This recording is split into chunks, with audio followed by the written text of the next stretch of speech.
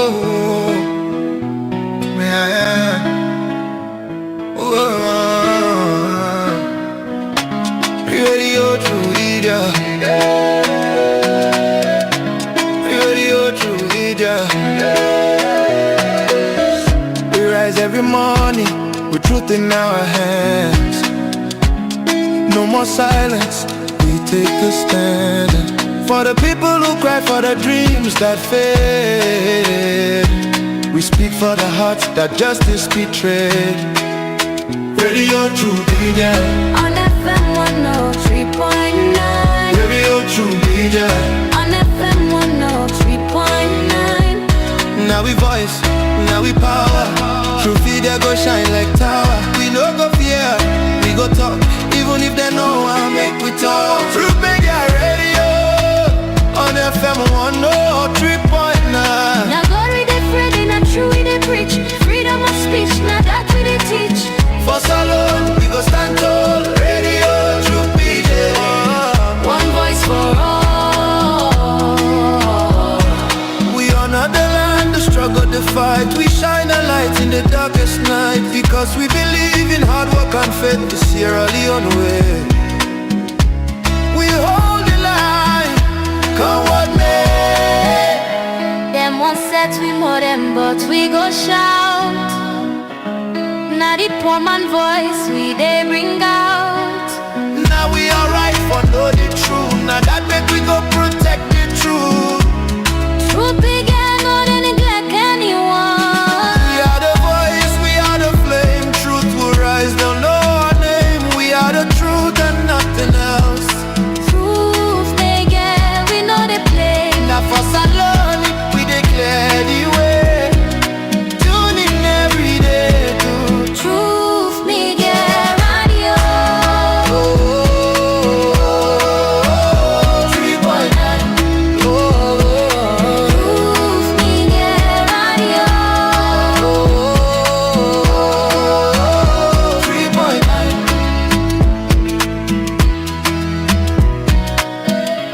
Radio to media.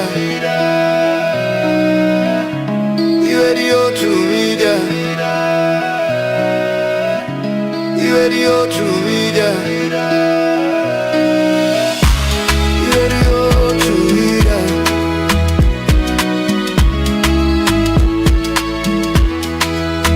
Radio to media. On FM 103.9. This is Truth Radio, 103.9 FM. We empower the nation.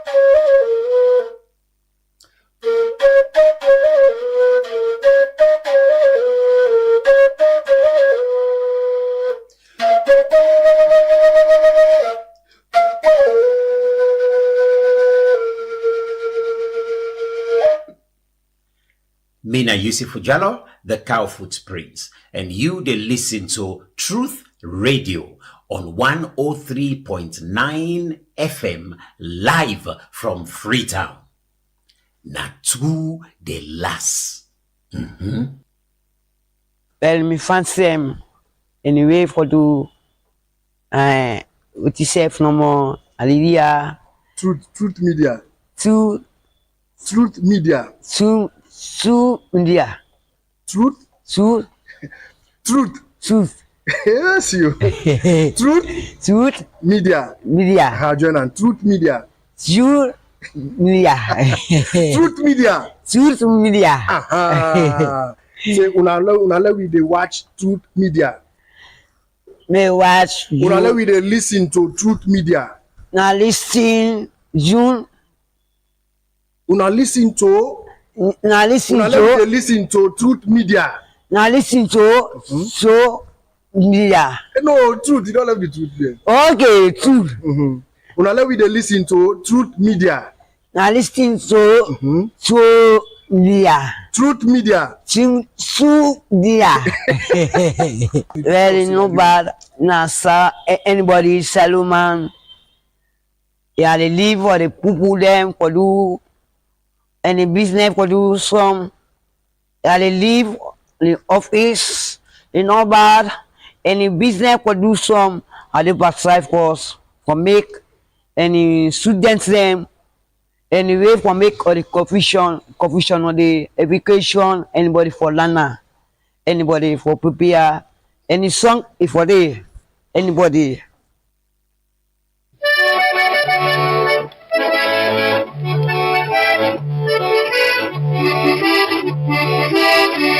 Ayo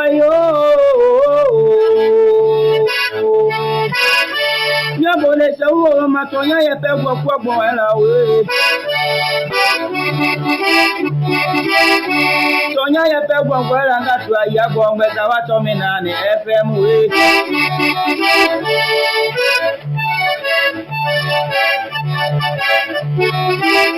tonya ye pe gbogbo wo era me ngatu aya gbogbo ta wa to mi na ni FM Tamianga tu atonya ye pegwo kwagwo era we anya buda tonya ye mi aloma tonya ye le mi amome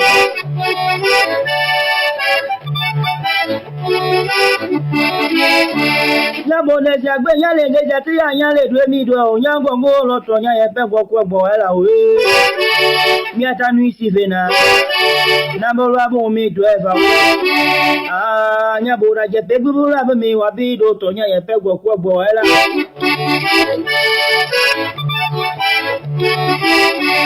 Amiaga tole apapa go tita lo ba pepe ne be da pe ne gbe nugo ma o aye gbo gbe cha wa to mi na ni FM ne ma ya mi abede be da mo keni mo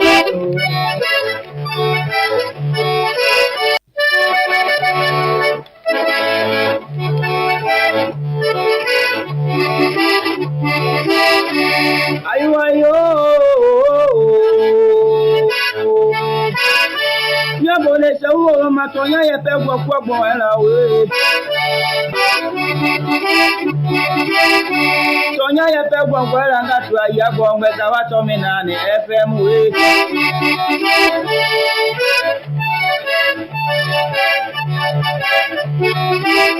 tonya ye pe gbogbo wo era me ngatu aya gbogbo ta wa to mi na ni FM Tamianga tu atonya ye pe gbogbo era we anya buda tonya ye mi aloma tonya ye le mi amome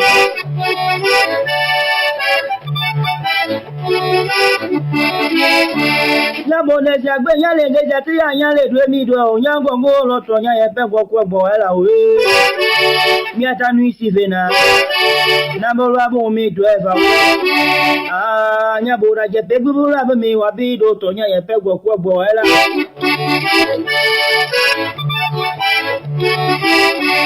Amiaga tole apapa go tita lo ba pepe ne be da pe ne gbe nugo ma o aye gbogbo cha wa to mi na ni FM ne ma ya mi abede be da mo keni mo ya de keni mo ni da ke za ke me e bi lo to me gbo Amiaga pinga e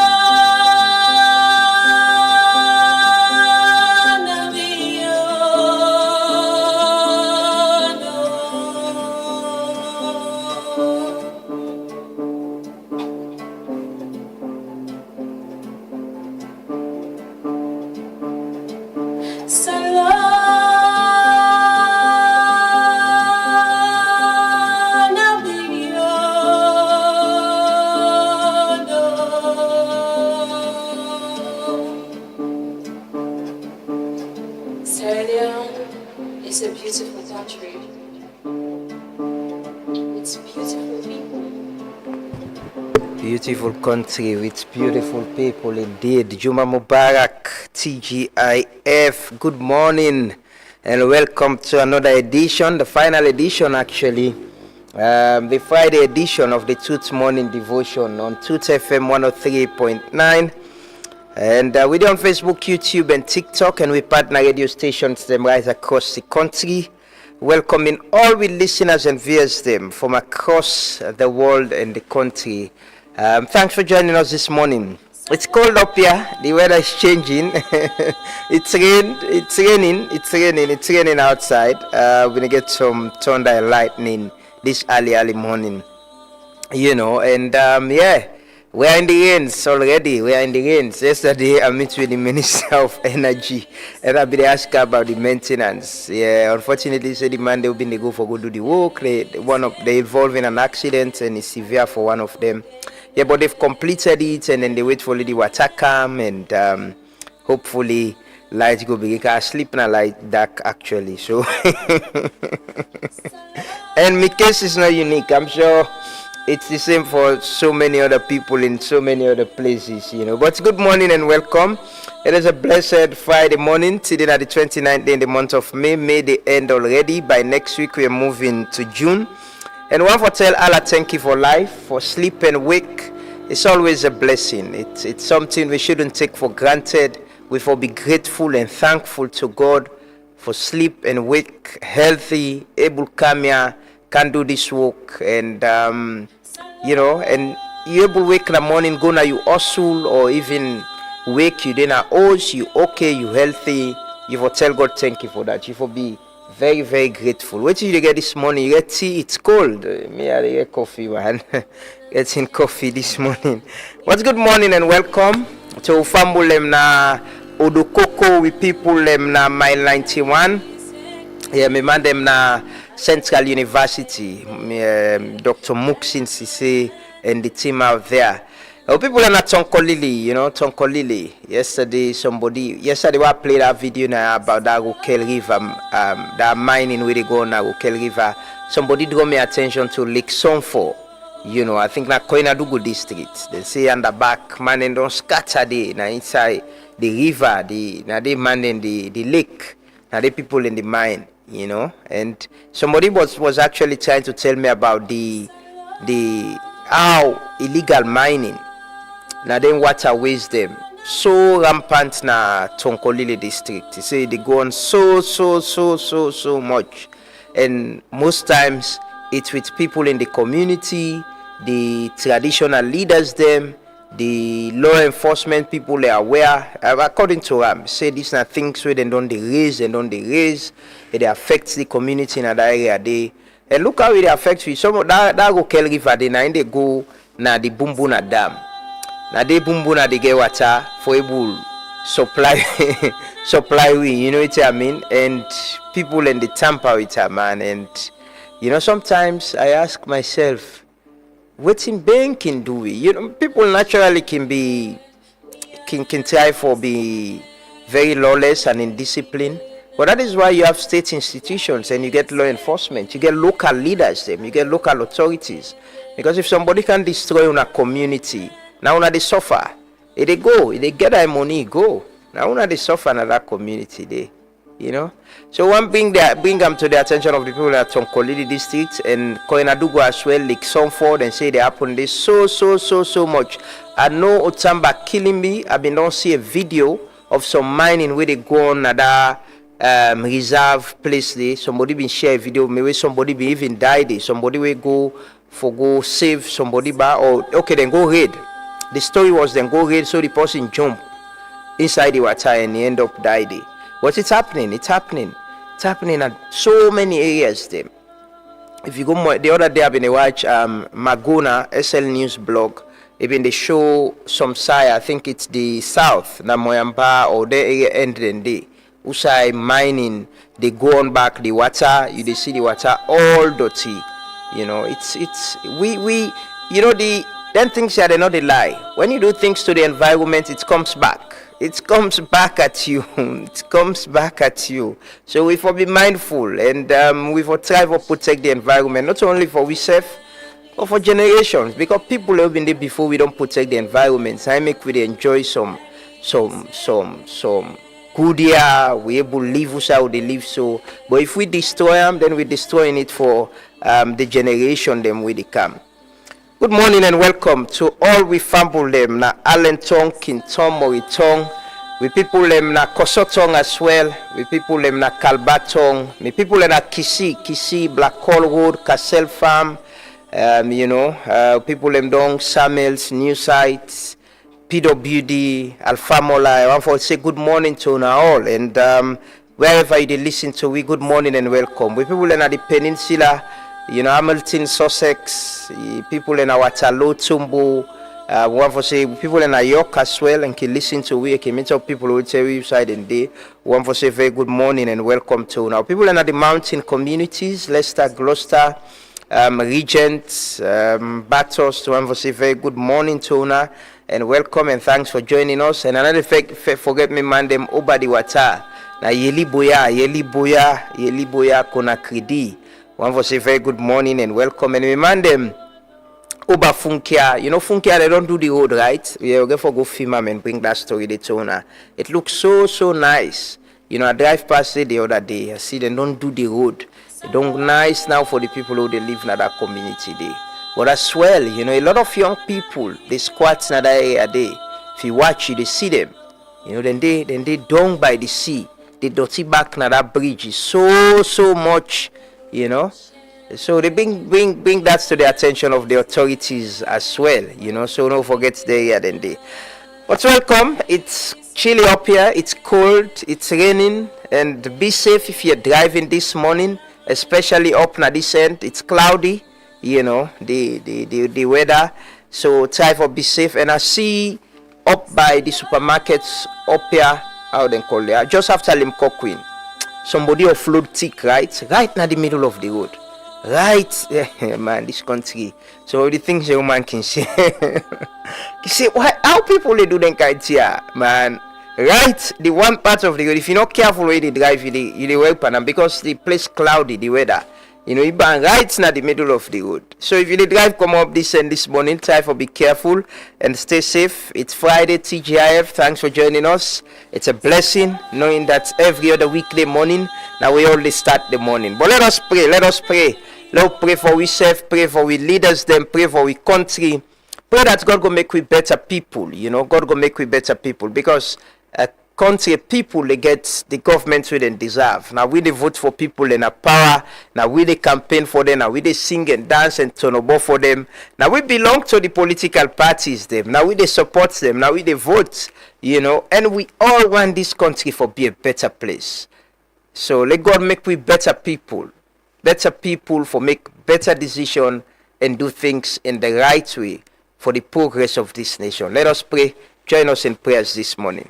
اللهم صل على محمد وعلى آل محمد وسلم كما صليت على إبراهيم وعلى آل إبراهيم في العالمين حميد مجيد Allahumma rabbana, Allah the big you almighty Allah.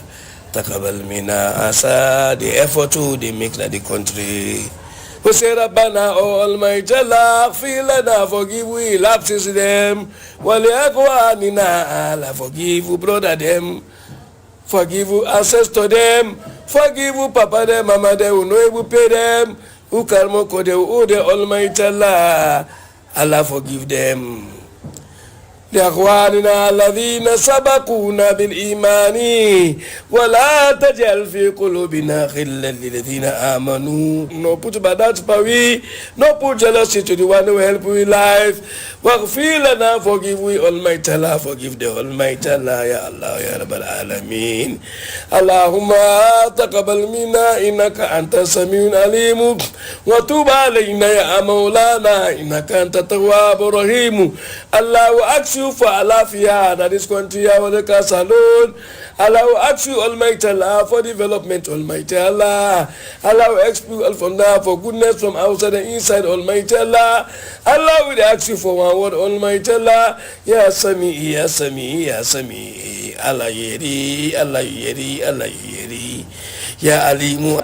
They want to get project they want fulfill. Allah help the Almighty Allah. We pick in the way they the school. Allah guide the Almighty Allah.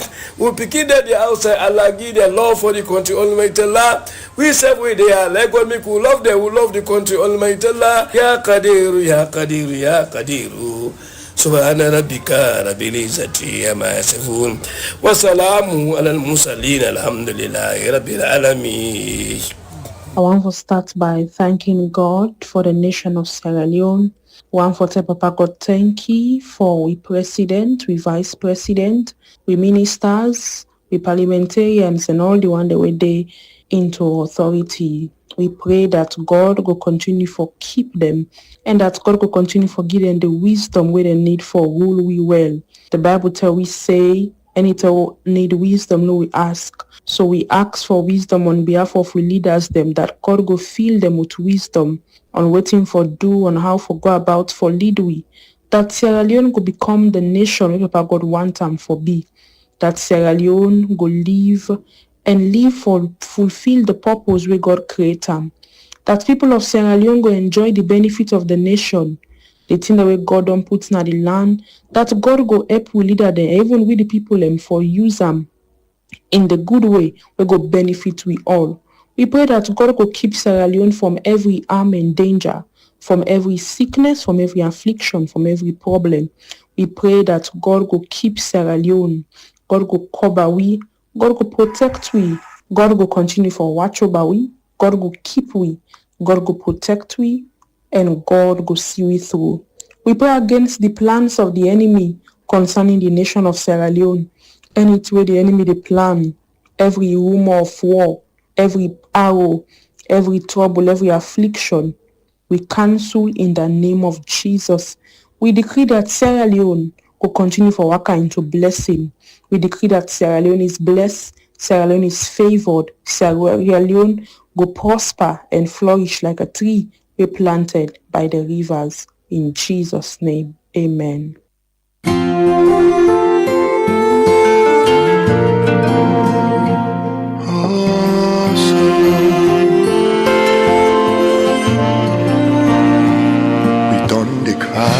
For so long, Papa, do ya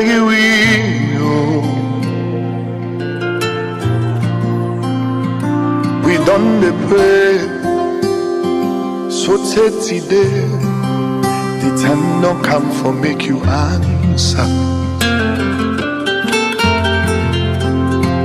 Retire for past be and do. Papa, do ya sorry for it? Because we sense the nonsense if we not get you presence. And if we been get drunk, we for don't fet for we self. But we not able, Now you capable for pulu pandiskulala.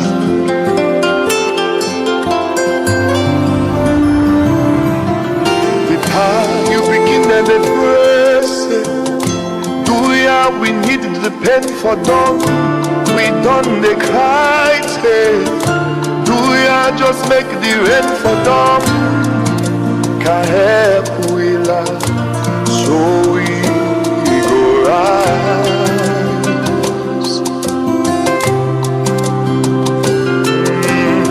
Let we not suffer for the one them.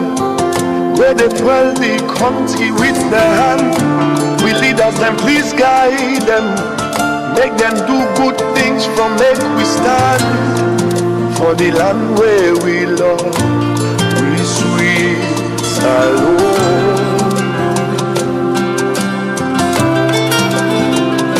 Oh, we dey pray for Salome. Oh, Salome, we dey pray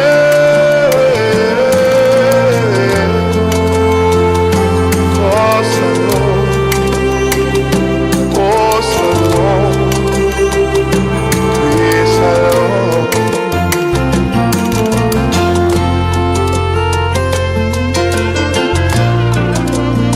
When we want talk, then they watch we by the eye. Everyone talk, then they watch you by the eye. But yeah, you need for talk. You need for ask questions. There is nothing wrong for ask questions or talk. Then go watch you by the eye, then go vex. It's normal, it's natural. Just be respectful. Just be respectful and ask questions. And ask yourself questions. What do you self they do? What do you they do right? What do you they do wrong? Let us answer, praise them, make them easy for we, guide and protect we, and continue for bless we with well body and protect we. Probably think same more they do, you know. Just give we, you know, in protection and in guidance, because we're never perfect people.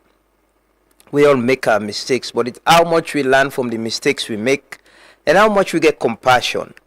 How much we think, say, waiting we want for we self, we want the greater good for everybody. How much we accept, say, there is so much for all of us for enjoy and benefit than few people enjoying it and benefiting from it, especially the national cake, I think, in column, while a lot of people still the languish in poverty. And we for be intentional about how we want for change we on life them. How much we they evaluate how many people they move away from poverty. How many people get access to affordable housing. How many people, you know, they get job where they graduate. Young people where they fit for learn a lot of things. If you check the young people they now, they engage in themselves in so many things. And how we not go just see young people where they ride keke, where they ride bike, and think say that is a stable livelihood for them. How we get young people where get better jobs, where they retire tomorrow and buy, then get something for look at, say, yeah, I did this job, I had a job where I left, at least I get something where I keep where I able to take care of myself. Nobody know they will go ride bike for 5, 10 years, 15 years, and you think say that is a stable livelihood. It's a challenge. You're exposed to a lot of things. You're exposed to illness. You're exposed to accidents. I don't talk to a lot of young people who would tell me, yeah, I got into this because there's no job. In somebody buy bike for me, la no sit on idle. I get into this because I don't graduate. Me paddy na ain't get the bike, mona me in the ride am. Sometimes you get one bike and 3 people in the ride am. You get one go ride na morning till afternoon till evening. You get the other the ride na net. Just follow man and get a livelihood no more. Not all like them phenom as fun. Not all like them depend on only. Now because opportunities they're not there. and they need to find something for their livelihood. And most of them, they use that for take care of themselves and their families. Because 9 day, but it's not dignified. It's not dignified. It's not. You go want if you begin on go college or you don't learn something, we come out, it come, you get some decent job, we able to take care of himself and help him family. For they think them way than they, what they think them way than they, and not for the normalize certain things them. Because we always see so. We not go one way we picking them, we brother or sister them, spend all their life by riding bike. Mostly, we're very dangerous so. Expose them to coal and a lot of things. We not go one day for we safe. Myself being with their show. I won't want that for myself. I don't want that for my brother. I don't want that for my family. If I get way and I've only my family person, get good job, decent job, we're able to take care of yourself or any family. But we don't so normalize this thing because the young people not get better livelihood and say, okay, well, Lord, do this. And we don't normalize it now. We don't, it's part of the donation the way politician and the give. It's part of the things the way and they add part the donation. Even government self, they add that now. Parting the way then they say youth livelihood skill. No, it's not decent. No. We need to think about how do we create decent jobs for our young people. Decent jobs. What tomorrow buy 5-10 years, if they don't retire or don't tire, they able to get out and go to take small for take care of them, picking them and their family. Yeah, that's how the state should be. That is how it should be. We all for be hopeful. Young people, a lot of young people, they go university, go college, go learn something. Then go come back, see them in no day. They're not getting any option past then go into that. And a lot of other young people, they go into small SMEs, entrepreneurship, just for let them get something for move on. And wallahi, until we build the private sector and support them, for let them grow and create jobs, we industrialize, address electricity. Now go address this economy, because governments alone not able. For now, if you check government, they employ past anybody. But government no more no go able. And now when people can get job money, they circulate. Now they help the economy, then go able to pay tax. People where they do services, where they sell food. Man go able to go restaurants, he buy food. Man go able to go to a boutique, he buy something for him and picking them. Because they get that in small thing. And the money they circulate, so they go to the private sector. The private sector go pay tax. Small business and go able to run. And the only way that they.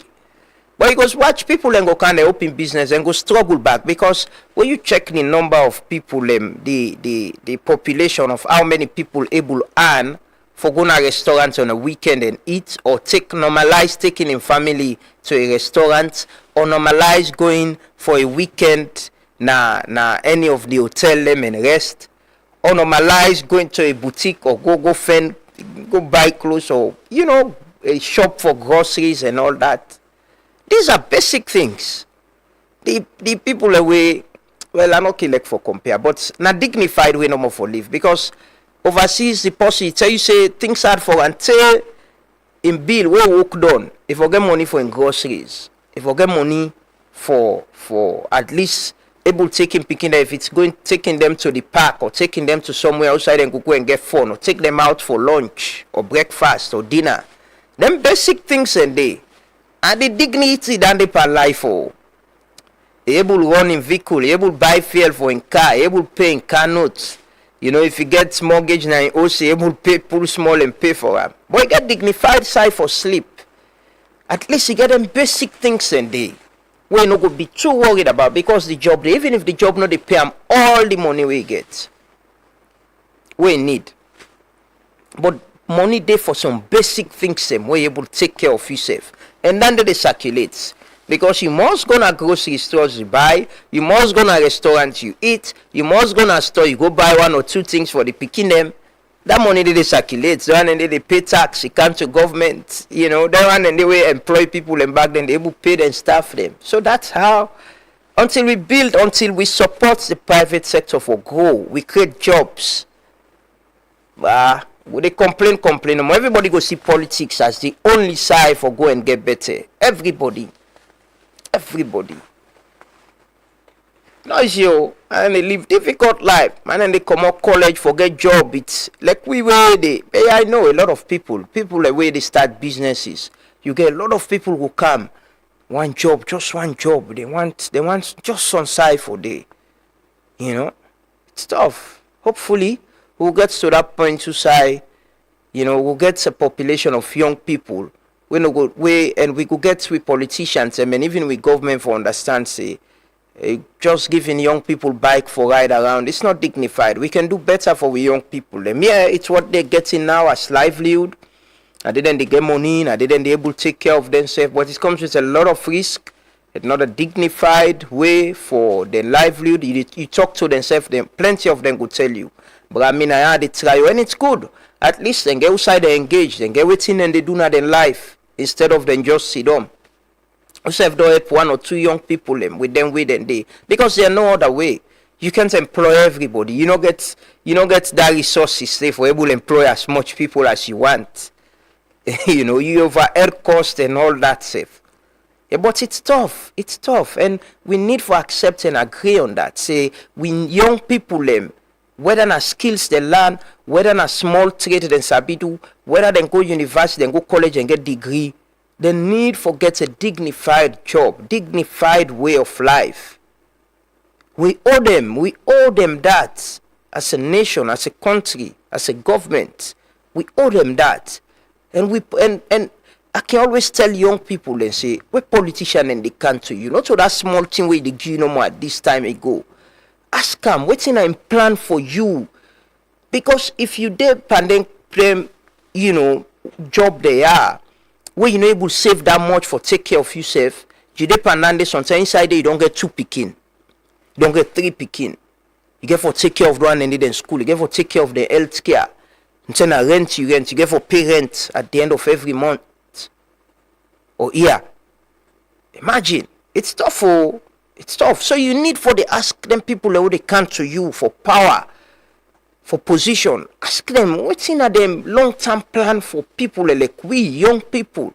What their plan for give you dignified life, a sustainable way where you go wake in the morning, you decent, you go now you hustle, come out there you come, you able to take care of yourself without all this worry about maybe police harassing you a treat, that you get for involved in an accident. You depend call and all that now season don't cancel.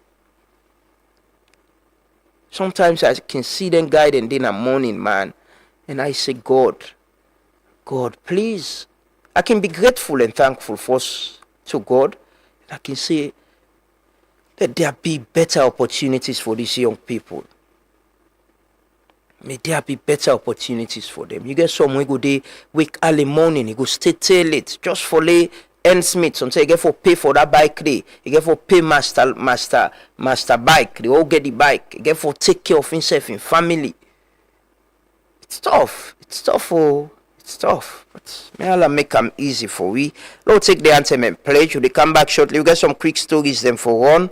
Then today we get an all-female panel. We're going to talk to Martina Igbenda, one of the aspirants for the presidency of the Sierra Leone Bar Association. Then I'm going to talk to Aissatou Harrison of Isilia.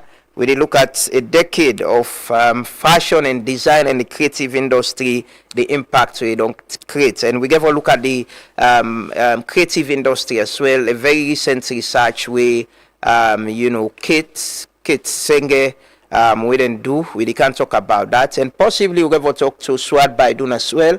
AYV Films gets a movie waiting for premiere tomorrow. We can't talk about that. Continue for stay tuned to take the anthem and pledge and come back shortly. Highly exalt thee when honestly great is the love we have for thee, family united, ever we stand, singing like praise.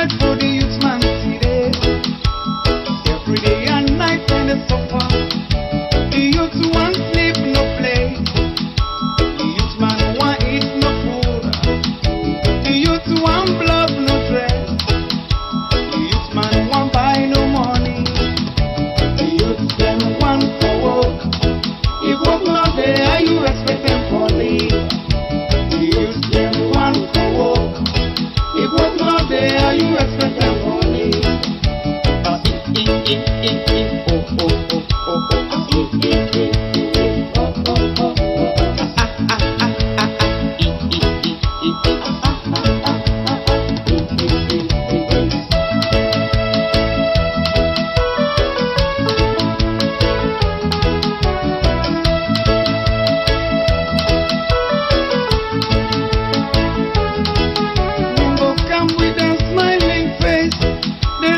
They make you campaign for them. They beg you, make you vote for them. So when they win, then go give you job for two. So when they win, then go beat up hospitals. When they win, electricity not a problem.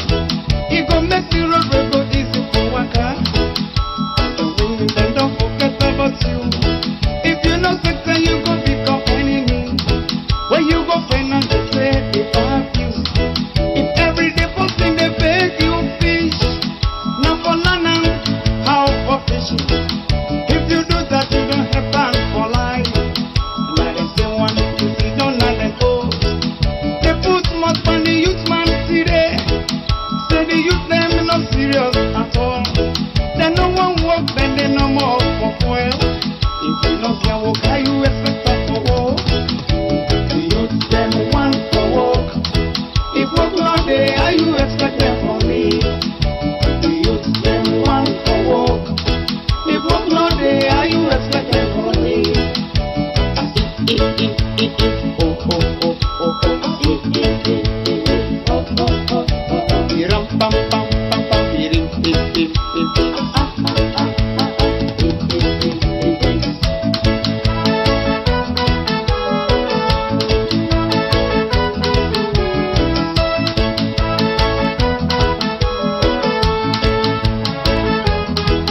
Too much suffering from this book learning. Man don't go college for over 5 years. Don't get degree, what not the for do. How you feel this whole thing go live? You don't suffer, forget it degree. This not the time waiting for enjoying life. How we go enjoy, what not the for do. Youth them want for work. If work not there, how you expect them for live? The youth them want for work. If work not there, how you expect them for live?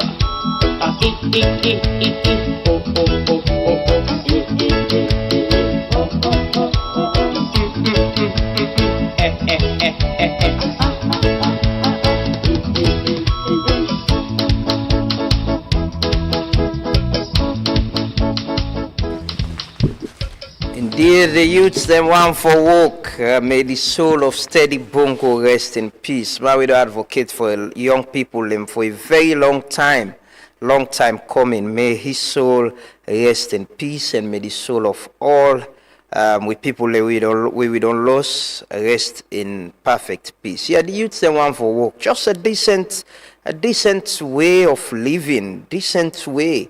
And with the young people, them we self will take responsibility. You know, sometimes we can get opportunities, can get people that we can trust, we give we opportunities.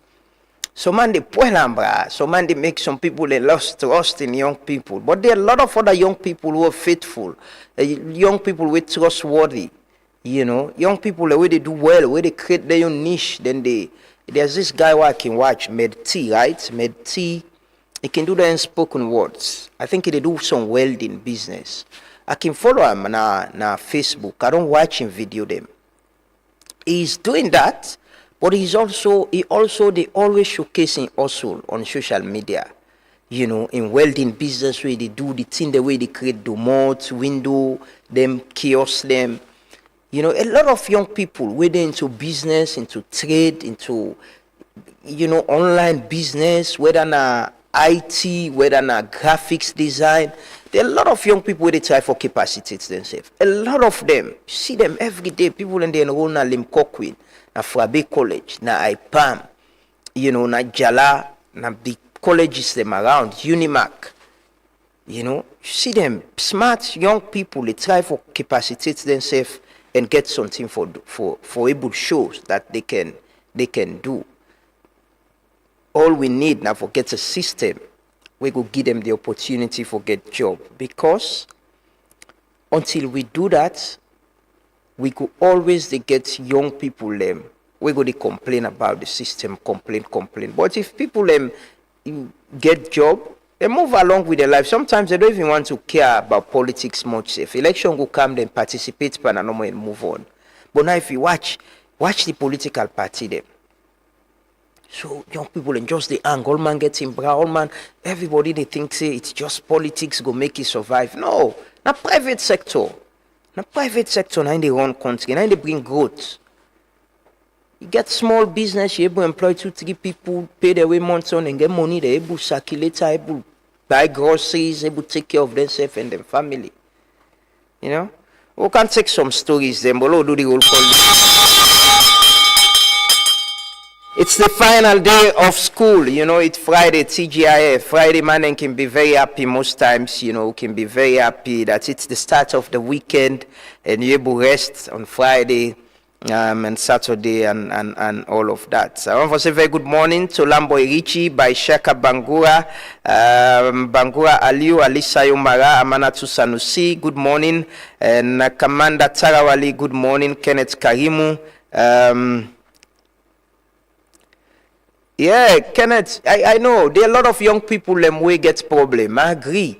Me, you know, I get a story with my wife, my late wife. You know, it gets a fumble way be want help. You know, and this person don't be now all within the person want na bike or keke. And I was like, no. I said no, because me get experience with them long ago. Nothing way somebody been there. Now we grow up. It don't depend this thing. It don't force me to say, brah, please help me no more. Like put money pa now. How we end up na back and forth.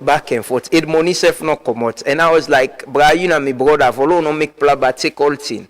Go with go with let me say go me way. But you know, I know a lot of people will get them story then go come, then buy bike, buy keke, give somebody, and later they end up be plaba and they able get the money for payback safe. It's tough. Like I say, we self as young people need for take we self seriously. There are a lot of people where they try for help. I know a lot of people we can come and try for help young people with, but you know, young people and get this idea back. Everybody want for travel, man. Sometimes we will don't get some opportunities and for travel. I can tell people and say, but not to like how they see all thing, not to say they and I said because me experience the first time I go overseas, the person who I been there with, it left me in a bed, it carry me I don't sleep. And I was like, yeah, this person, they also do. He get for go school, he get for go work, he get 2 jobs where they do. So it give me that feeling and picture of, yeah, people work so hard now, yeah, and it's not like how we've been there under with the Siam, say it's easy, you know. But people and the way they go back, they learn, they get easy job and make their life, you know. Either way, the opportunities and the overseas and developed countries and Persia, no matter how difficult it is, the opportunities and they, you're able to get job, you're able to take care of yourself, pay your bills, and live a better life. Healthcare go come, other social side things and the way you know go to worry about, you know. That's the difference. So most times a man go say, bra, la go try no more, la go try. Me anyhow we there and la go try. It's tough. But good morning, Albert Lansana. Good morning. Ibrahim Ibi Kanu, Memana Makeni. I hope you do fine. Good morning, Minkailo Muktaru Moneru Masakoi, Malcolm Semogo, Alaji Usman Conte. Good morning, Idris Cole. Good morning, Mustafa Jane, Newman Anthony Levy, Memana Bo, Jariu Ba, Boari Mo, Thomas Samori Musa, Leno Fala Komba, Ambassador Emmanuel, Edwina John, Desmond Ziggy, Anthony. Good morning everyone and welcome. It's always a blessing for getting on the program every other weekday morning. Alpha Sise, good morning. John Kadbo, good morning. Gabriel Indolo Lebi, Michael Moije, Aliyu Kamara, Lamin Andrew Kamara, Idris Otol, John M. Rashid, Fuad Bangua, Fuad William Martin, Abdul Malik, Kanu Ishmael Lamin Sati, good morning. Dauda Tarawali, Suzanne Serakoiwa, Good morning, Santi Kazola by Shaka. Yeah, by Shaka, I don't see you, man. Good morning, good morning. Yes, I look for new names there. You know, I look for there's some names I actually know you'll be here, so I'm not worried about. You know. Now we they start the morning, now we they end at 10. Leno Falakomba, good morning. Juliet Bai Attila, good morning. Shekumara, Sylvester Dole, Mark Wube Musa, Winnie Sia, Merkaba, Lamin Matunko Mansare, good morning. Asan Cecil Bangura, good morning. Ali Sunga, Andrew Indolo, Samu Med S. Kuma, Kriyo Bobo, good morning. Kusna Bayo, yeah, Pamela Bangura, good morning. Sufia Abib Tunis Kiawu, good morning. My sister Suma Abdullah, Amanatu Sanusi. Good morning everyone, and welcome. It is always a blessing for getting on at the show, and we pray that we go continue to get the strength and energy for continue for do with you. They do. Good morning, Juma Mubarak, my brother M Cat. Hope you they do fine. Good morning. Good morning, Bumi Sarah Thompson Motel, Susan Sarah Koiwa, Shiba Concept. Good morning, Boari Mo. Good morning, Bangura Aliyu. Good morning, Kusna Bayo. Salamu alaikum. Juma Mubarak to all of una, and thanks for joining us this morning. We'll take some quick stories, some few stories, then we go come back. We'll can talk to our first guest this morning, Martina Igbenda. We are one of the aspirants for the Sierra Leone Bar Association. The lawyers then get for votes, but there are a lot of controversy presently. I can say I'm very proud to be a Sludge member. You know, Sludge, they get AGM in June. Right now, they can pay. So you can pay in a bank or you pay through mobile money. It's very easy. For we, it's very, very easy, you know. And yeah, you know, waiting we need for do is to set up systems and processes. When they work, you need to get any problem. So Sludge don't set up a system. Today we all been there for go pay in a bank. We the members and say no, they are mobile money system now. So we they use money me actually for pay. So if you get AfriCell, you get Orange, you get QCell, you get Visa or MasterCard, you can pay through that platform they gonna Sludge their account so they create for them. So at the end of the all the process, the service provider and Sludge secretariat, they reconcile all the payments. All you need, just get your receipt. As you pay them, they send you receipt. Just get them. So the process is so seamless that nobody no get for say me I don't pay or I don't count me sleep. They not give for register me. No, it's a seamless process. And Sludge we for elections before the election we get electoral body where they conduct election. Now they responsible. Then go do announce nomination processes. Now then they handle, not so even the secretariats they handle election. We get Sludge electoral body. Now then they handle election. So it gets time for petition, it gets time for nomination, it gets time for petition. Every process, because we set up, we all agree, say, yeah, for let this process be transparent, let's look within we serve credible people them. Now elect the people who they serve now that committee they back safe, the Sludge electoral body. Not to say no more now the executive they appoint them. Now we the membership. Now we then get tenure. We then term down, we elect other person. One person they serve more than 2 terms. You know, so we set up the system because we understand, say, if you don't set the system, problem go always there. But we set up the system, and you see, when they go to election, people then go get complain and everything. But before the election, it don't make you complain. They don't try for address them, get hearing. We go to the election and for vote now, commodity, we reconcile, and everybody move along. You know, payment is not an issue. Election is not an issue because we agree for set up a system. I don't understand how we lawyer them. We learned friend them still. Anyways, let's take some quick stories. There are some cars, you know, the Ministry of Youth through UNDP, you know, don't receive, I think it's 50 cars, electric vehicles. So I can just show the videos quickly. 50 electric vehicles we get for the run at Freetown. And I understand say they been make some announcements for some recruitment of people we get for the ride. This project start with some keke, electric keke. I don't know if you be see them keke there, we get it gets something like solar pan tap. I think it was EPA then, and we UNDP been support, we've been fund that project, we've been roll out that project there. But this one it's with the Ministry of Youth now. That's not the Minister of Youth, Ibrahim Sano. We've been in a port where the vehicle there arrived. This is not like a Uber kind of. For me, this is more dignified than getting young people for ride bike. It make we, at least it will help with city with public transport. Imagine you get 500 of this, and you get young people where you go create this kind of job for, and a more dignified. And how do we sustain my point? The only thing I want to talk about this is, hopefully I can forget the minister now for talk about this. How do we sustain this? And how do we learn from the electric keke project? Who say we don't go with the electric keke project first? Waiting at the success with that. And how do we scale? How do we move from giving young people bikes and other things them? How do we train them? Say, okay, you can be a professional driver and get a car like this. You run them, you pay certain amount, and it become your own. So you see them as a business, not just government they give you something for free, but you see them as a competitive business.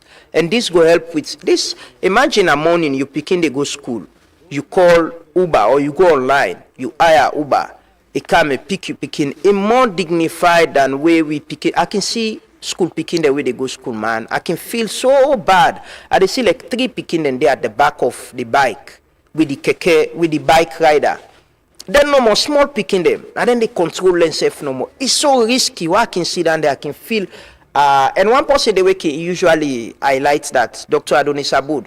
I don't see they share a lot of video on that. They see small picking them in the morning. Then parents and they put them on the bike no more. Then go left them. It's so risky, so risky. Well, this is decent. If you get 3 picking where they go school, you get this Uber man.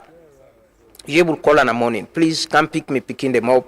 You go to drop them at school, you pay certain amount. It's more decent. It's decent for the man where they drive.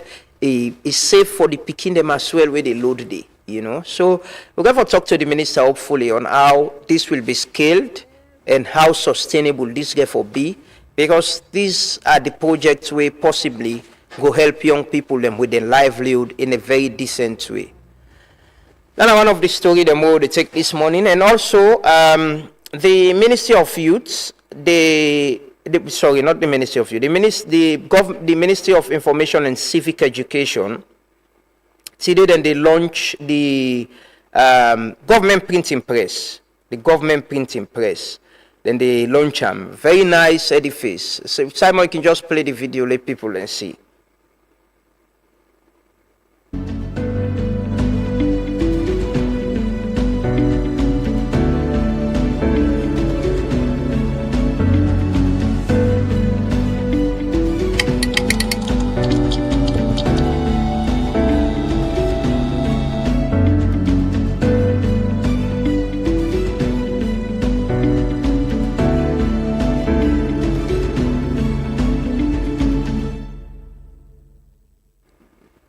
So that's now a video of the government printing department. A place I've been going a long time ago. The car they don't transform. They really look good. The president they launch on today, and this is what this now waiting changes mean and progress. Place them where they serve everybody. Get some facelift and huge investment.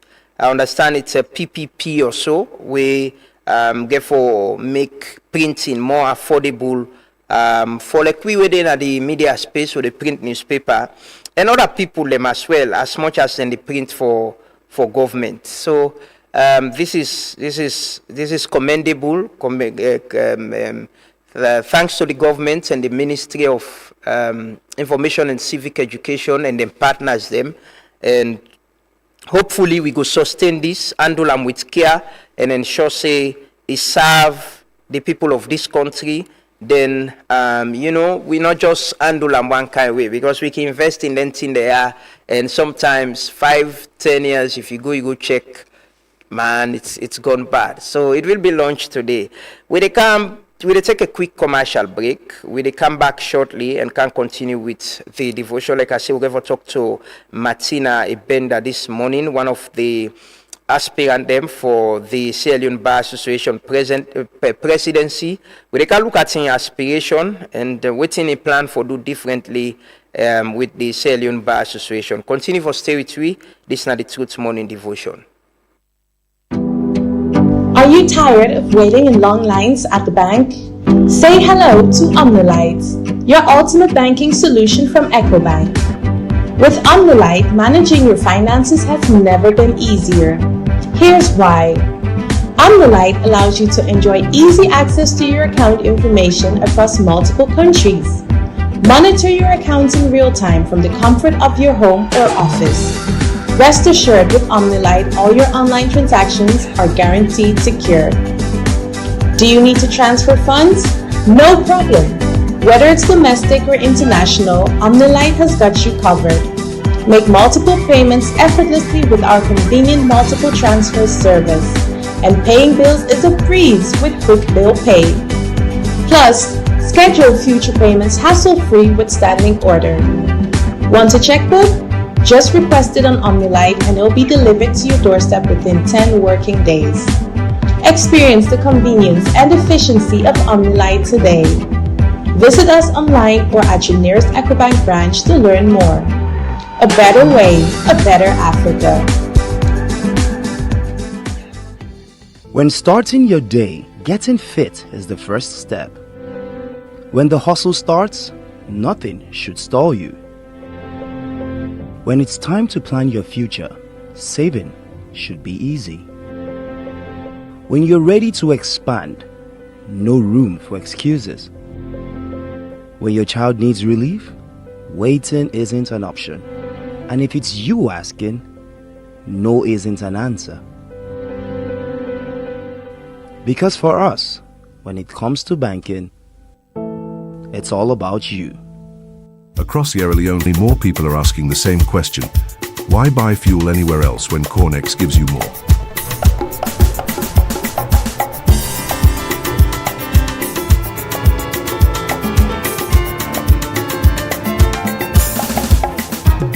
Professionally trained attendants who know service matters.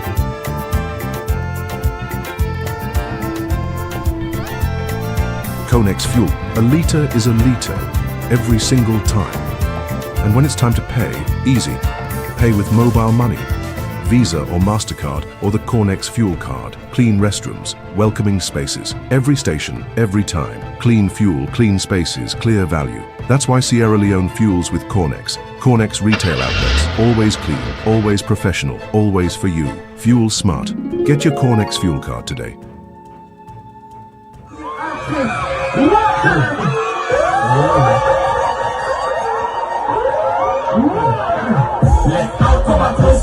Side. Hey, I'm telling you what. My son feel but one on the wrong side. Anytime see you I know the trust by Sabi Noon. We shall not see by Sabi Noon. We are going to see green like Sabi Noon. Come. I know the trust by Sabi Noon. We shall not see by Sabi Noon. We are going to see green like Sabi Noon. Sabi Noon, follow that Sabi Noon. I guess you just bring this. I know they are since we are going on a twist time, we get idea past the west. I didn't believe on a key and a passer. I could show them what to do on me, no matter. But I never able one time. Who do they make the child move that it's on like this? Shrine with me and you walk down like this. I'm feel vision with the power and the sound like this. I change the game in game like the man Sherry. All once. One study water like a butt shit. Shepherd and the sleeves making pop up. Flexible data and voice plans them we go fit you lifestyle. Try the Colat Mini for just 70 Leone and get 2.5 Mbps speed for 7 days. You can need data anytime. Your bundle they give you fast internet any side you day. For you, I can prefer customized plan. Your own bundle they make you select the exact data and voice package where you need. Find the best data and voice option now on Max it. Download the app and stay connected. Orange. Take a chance. On the first in line. Take a chance. You don't hear the good news? With Darlene Mercury, don't come with the biggest news this year. With the Mercury Win a House raffle, you will get your own chance for win host this year, especially if you get Lokian. Make we celebrate the Mercury Win a House raffle, where they begin April 1 and end July 21 this year. For qualify for this raffle, you for play up to 50 leons where you buy it per online sports game and up to 250 leons per the Vegas game them. The more you play, the more you will get chance for win. But you no go qualify for the Mercury Win a House raffle if na bonus money or free spin you use for play. You go only win with money where you pull in your pocket for play, and if you make sure say you bite inside this period where the game then they go on. Now for try hard and increase your chance for win this host na the Mercury Win a House raffle where they run between April 1 and July 21 this year. Play more Mercury online sports and Vegas game them and win more raffle tickets them. The more you play, the more you get chance for win more raffle tickets and get more chance for win host where Mercury don't put down. This na big one oh. Mercury Win a House raffle don't come for we. Sometime now you don't come so.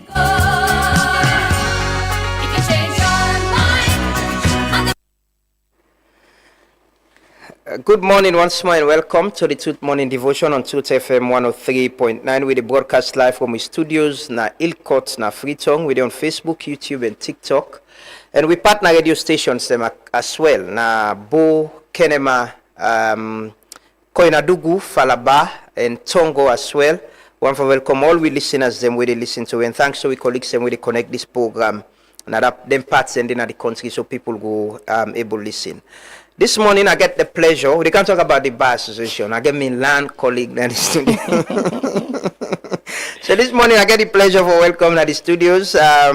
Martina Bendwick Bender, we na aspirant for the Leone Bar Association presidency, and we can talk about the Leone Bar Association annual general meeting where they happen next month, and also na that meeting then they get the election. I will talk about we slash gist though. You know, the process is so seamless, and I think I asked yesterday, waiting on me fee, and then go send them to me and I pay. I use my phone and pay, and they send me receipts. And I don't need for going to the secretariat for do anything. I can just send them to the administrative person. Then it can do the receipts and send them to me because I get receipts already where they should say I don't pay. But it seems different with the bar association. We can't talk about that. Good morning, Martina. Good morning, Lama. Good morning, listeners and viewers. So, we published, your declaration some time ago, and we share them around, and not say, I see to myself declare, and we publish the same story. But I was reading on Facebook, I read the different comments there, and I see lawyers on different sides, endorsing yourself, endorsing herself. Why you get into this race? Why you declare this time for be the president of the Leone Bar Association? I think it's less than a month to our AGM, right? Yes. Why Weeks, you declare? We all know say the Bar Association they at a crossroad, and for me we try to preach unity, and I want for bridge the gap between the factions. Then we don't, go away from the bar.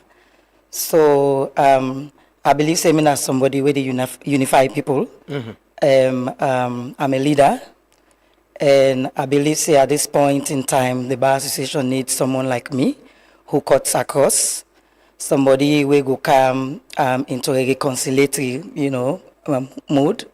So so far so good. The support for my candidacy is overwhelming, mm-hmm. and I know say if we go into a democratic process, I am going to win, because I know I am like me not the person with the bar need right now. Mm. I don't feel special, but I just feel say I carry that force where they bring people together.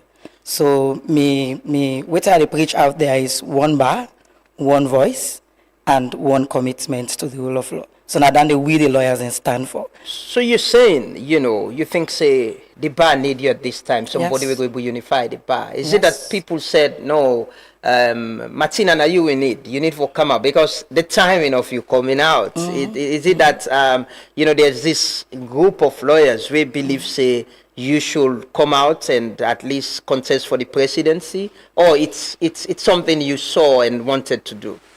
Well, this is something I had always wanted to do. I had always wanted to lead the bar. So I don't serve as an executive member before. You were the treasurer, right? Yes, Yeah. during the Edinia Swallows presidency. So I learned a lot from Edinia's leadership, of course. So there was a need for, let me say, project myself out there as a unifier, as a leader, as somebody we go able to carry on Edinia in legacy. But that didn't happen, and of course we all took it in good faith. So you've been getting intention for contest then? Yes, I had an intention, but I changed my mind, of course, in the nick of time. So notwithstanding that, I think this is the time for me, to go out there and bring our colleagues on board. So already there is a very big, split within the Bar Association. And of course, there are reasons for these splits. So I feel, say, my candidacy will bring people together. My candidacy will bring people on the table for address concerns them with some of the colleagues then on there is with respect to the owning of the institution. Everybody, anytime I talk to lawyers, I can try for piggyback to what happened in Kenema. You were in Kenema? Yes, I was. What do you think? You think na been the thing that the way happen we bring a divide na the bar and the unity where you want bring come? Yes, well, that is one of the reasons. So there are several factors we're responsible for the split of the bar. So it's not only connected to the Kenema saga, but I think the Kenema saga make them a bit bigger. Of course, we see where due process was not followed during the Kenema elections. So for me, I think, say, we need to be held accountable for our actions as lawyers. We are professionals and we should be seen, acting as professionals. So, well, of course, we acted unprofessional in the Kenema elections. And of course, yeah, I would admit that. Everybody would admit that. Even the journalists will admit that. Every Sierra Leonean, every reasonable Sierra Leonean will accept, yes, something went wrong in Kenema. And so we need to come to the table, hold people accountable, and move forward as a bar association. We still get the executive way being elected na Kenema, and you contest against Tuma way na the president. What the difference with waiting happen at Kenema and waiting that happen presently? I see even Nikki Spencer Cooker and other lawyers them yesterday, Margaret Murray and others, they complain about payments. Is it that the bar not able to come up from the situation from Kenema and 2 weeks to an election at AGM, you still get issues about systems and processes? Yes, I strongly feel so, because we're not able to address what happened at Kenema. So that is why when things like this happen, there is a pushback. People are saying, yes, due process wants to be flouted once again, and we don't want a repeat of the Kenema saga. So we feel, say, because we don't address what happened during, that episode in Kenema. So for me, I think, say, that may be an opportunity for we, address some of the wrongs there will happen within the bar. So it all boils down to leadership. Would have to take responsibility? Let me go back. The Kenema situation, who should take responsibility for it? So I think we, the lawyers, should take responsibility for it. And if you're saying this and that happened, and you're still having a situation with payments, people and they pay and they come and say the treasurer and all that. By the way, we don't try to reach out to the treasurer and get a comment from him, but it seems difficult somehow. How are they going to this election? Are you concerned as an aspirant Yes, that even before the election, the whole issue happened at Kenema seems for being coming up again? Yes, definitely I'm concerned. I know, so you don't see of course, the public notice out there. So my expectation is that we run this election on a free, fair, and transparent platform. So if we want to move away from this disunity, this factionalism and things like that, so I just feel say now is the time for we prove to ourselves say we can do it as lawyers, we can do it professionally, and let's just go to the polls and exercise our franchise. Why would the bar not want to, organize or hold the free and fair election? Well, I don't know. But you're a member of the bar. You serve in the executive. Yeah, so that is why I'm coming. That is why I'm coming as a leader of the bar. So I want to come change the trajectory of what's happening within the bar. I think I can do it.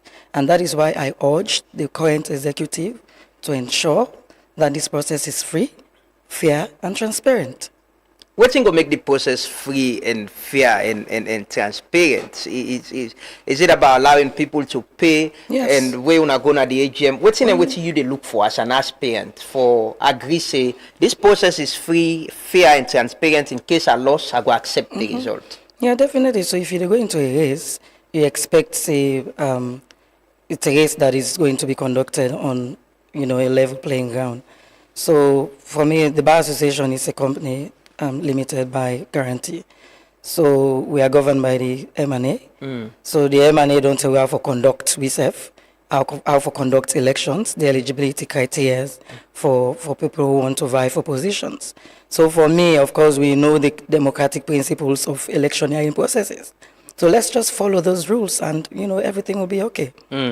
And this issue about the M&A and interpreting it, most times when it comes to the lawyer, Sludge is also a company limited by guarantee. And we got few lawyers, like Kapua, Amir Mewa, and others, we can help with. But it seems very easy. Yeah. Why can be challenged with una the lawyer, them, where it come into interpreting it? Is it about people and preferences and how for conduct the election? Again, they ask, why, what do you think say that the challenge of the bar not possibly conducting what you could consider as a free and fair election? Is it about control or interest? Well, probably it's about interest. And if you follow the M&A to the letter, then it guides you on how, the institution is run. So for me, I go definitely say it's about interest. So people, they put their own interest up rather than seeking the interest and welfare of the association. So what do you go do differently? So many things in the first place. Of course, I come as a unifier. And of course, M&A is obsolete. So it's a concern that maybe we can work on M&A as well. And of course, we know say factions and they will be dissatisfied, and also with the court right now with respect to the Lawyer Society and, of course, the Bar Association. So there are other redress measures and where things we can take as colleagues to even take the matter out of court and, just sit on the table and decide amongst ourselves how we want to be, addressed as lawyers. You mentioned the Lawyer Society issue, and that came out from the Kenema election. What the idea of bringing the Lawyer Society back and building trust within the Bar Association? Because them pull a statement recently, say they're not going to participate in the whole election. You see, say, with your own leadership, if you be president, you're able to convince them for still be members, and maybe, or you think, say, the Lawyer Society should not exist when there is a Bar Association? Well, I feel, say, there is only one Bar Association. So the Lawyer Society was born out of something. So, and I feel, say, that's something we can able to work on with regards to the membership in the Bar Association. So them forming the Lawyer Society does not mean that they are not part of the Bar Association. They are full-fledged members of the Bar Association. So they get rights for exercise, they rights for vote, whether or not, well, of course, there is a public notice out there, but they are lawyers, so that's why we're calling on them to participate in this process. Let's get changes, So we need to unite the bar. Let's everybody come on board, and then we make a change. So, you campaign messages unite the bar. And like you mentioned earlier, you served in the former executive. Now, been conduct the election at Kenema, right?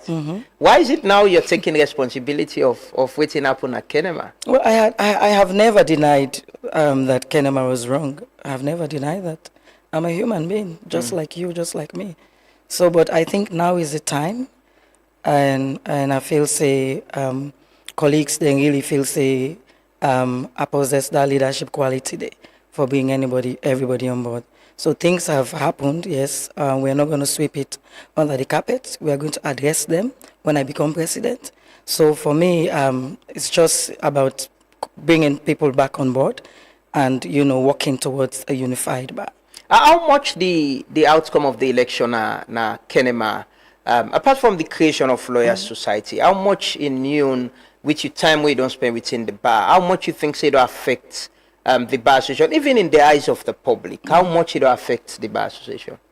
Well, I or think the law profession generally. Yes, well, it has an adverse effect on the legal profession, especially in terms of uniting the bar, in terms of bringing everybody on board. So it does have an effect on us as colleagues. So Lama, now 14 years ago when I was called to the bar, we go AGM, we go there with a zest to learn. The arguments out there. For instance, the late Bertha Macaulay, he holds the mic, he makes submissions, and you're in awe. The likes of course, Augustine Mara, the likes of Julian Cole, the likes of Alpha Cisse. There are so many brilliant lawyers in the way they make brilliant submissions, where young people go learn. For me, I think I was very inspired by moments like that. But we no longer have moments like this, in the Bar Association. Yeah. And what the reason for that? Is it people not get the opportunity for Duam or not the Kenema? Well, no, apart from the Kenema, we know say the divide in the Bar Association not start from Kenema. So it started a long time ago. It's just that people avoid for address some of the issues, systemic issues. I'll say they are systemic issues. So the Kenema thing just made it a bit worse. So. Yeah, but so this divide, is it political or it's ideological? Well, I think it's ideological. I wouldn't say it's political. Politics is for politicians. Politics is not for the bar. But people and they were not the bar when a politician, they are aligned already. But there's a thing, there's a difference. So politicians are in their political arena, whilst the lawyers are in courts. So I don't think we need for the. Of course, man by himself is a political animal. We are all politically, aligned. So then they take that fact away. But for me, I feel we're not the joint bar and politics together. So the legal profession has to be the legal profession. But at that point, you get a political appointment, right? Yes. You serve as the administrator and registrar general. Yeah. And you're appointed by the president. Where do you draw the line in terms of conflict of interest? Because generally, most times you could see waiting don't they go around this. Governments most times want to get control of who wants them peer group, them pressure group there. Yes. It has happened with us at Sludge. Same. We accuse people of being aligned. Yes. How you going to ensure or assure people that there will be no conflict of interest as much as you're appointed by the president and you serve a pressure group. The bar is a pressure group as well. Yeah. Thank you very much, Lama. I think this is a question articles they also don't come out with respect to my candidacy and of course being a presidential appointee. Of course, yes, I am happy that I was appointed by the president to serve. Everybody wants to serve. I want to make a mark. But my appointment is statutory. So it's not driven, it's not like a cabinet appointment, like appointing ministers. So it's statutory. So I was appointed based on law. So my mandate to serve the office of the administrator and registrar general is based on legal principles, not on politics. But it pleases the president. Yeah, I know it pleases the president, but at the end of the day, I was appointed subject to a statutory provision in law. Yeah, but that's the point. How you go able to differentiate government work, government responsibility, and that of the bar, at some point interpreting legal issues or even holding government accountable. And that's posture and out there that this not somebody where they work in a government and they hold government accountable as well. So that brings me back to the issue of leadership. So the Bar Association not the function just like an ordinary body. Of course, I don't state it's a company limited by guarantee, and they are directors of the bar. So me not just the ceremonial head when I become president, and of course they are directors of the bar. So the president of the bar not just wake up one morning and make decisions. So that is where that is why there is a membership. So when you want to take decisions, for instance, if there is a public interest action you want to take a decision on, you call an extraordinary general meeting. So you put it in front of your members, you debate, and you come out with a position. So it's not me. I'm not making the decision. So the decision is going to come from the membership. So that is where we draw the line. So the independence of the bar is not subject to the whims and caprices of government. Yeah, it's but subject that, to its membership. Based on waiting on the happen. I know we all remember the Samsumana sacking saga. We bring the bar into the picture as well. You had people who had political appointments. We've been the served now the executive and members of the bar. We think the Bar Association should have a position on this, and it come out. It was so rowdy. Members have been for scatter. Police been for coming. Some people arrested. Where do you draw the line from being a political appointee, serving in the government, and not making the bar look like it's an arm of government, an extension of government? Yes. So Lama, again, the bar is not an opposition to government.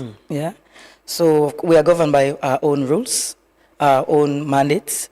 So for me, there is always a way to draw the line between politics and the bar.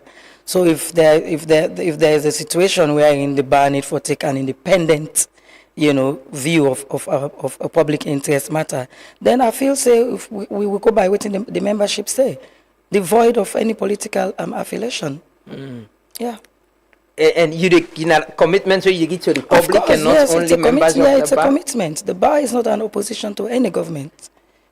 It's not. Yeah, but the bar also should in situations outside the public, they look for interpretation on certain things. The bar for able to come out and say, this is our position. And in the interest of the public. Exactly. So when that time comes, of course, we'll call the membership and take decisions. Presently, as the bar is, what's in your assessment of the Bar Association?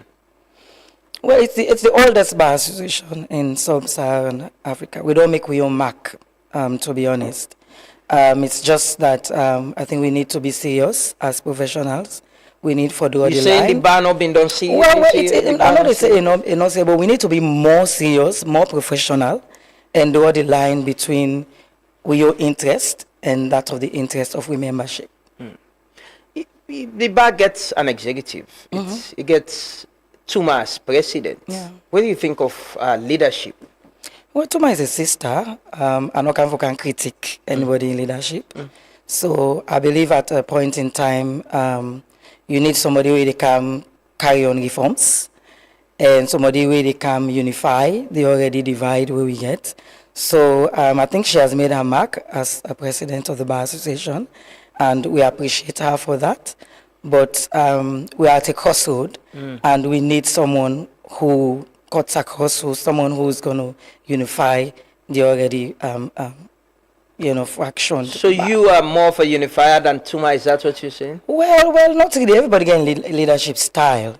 But I think they are cut across, and I think they Nambi will be the right fit for bringing people in together.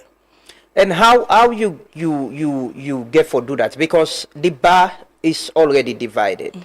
You get people them way they support the executive right now, who might see you as somebody where they lean with the other side, and the lawyer society people them you want to bring them on board. So the divide will continue. But what's in the leadership style where you talk about? How do you ensure after this election, in case you win, you not get an aggrieved group again? We go say no, we not agree with Martina and your leadership, we know the support her.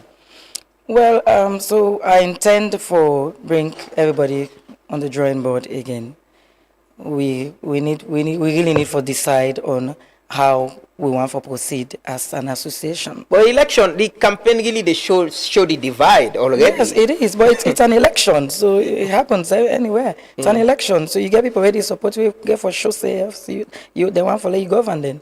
So for me, it's not a divide. It's just a matter of no, but the divide is divided. In terms of the support, there are people in Tuma's camp who support me. There are people in my camp who support Tuma. So at the end of the day, it's one bar, one voice, one commitment to the rule of law. Okay, let's watch this video quickly. I think it's the video of Nikki. Then we could just talk a bit about what's our expectation in going into the AGM. Central Bar Association member since I came into the bar in 2012. I've been to several AGMs whenever I've been in the country. Coming back into the country now, I've been away for 2 years, and so this will be my first AGM that I've tried to go to since returning. And the process was to pay, bring your receipt, and get registered. So you're eligible to attend the AGM. You're eligible to attend closed sessions of the for lawyers. You're eligible to do any voting.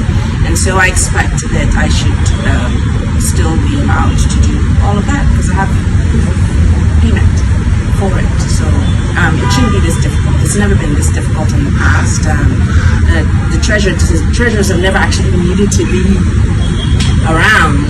So you come to the secretariat, and the secretariat staff know what to do. They take all the information down. They will then forward the list to the treasurer. Will have a list of all after.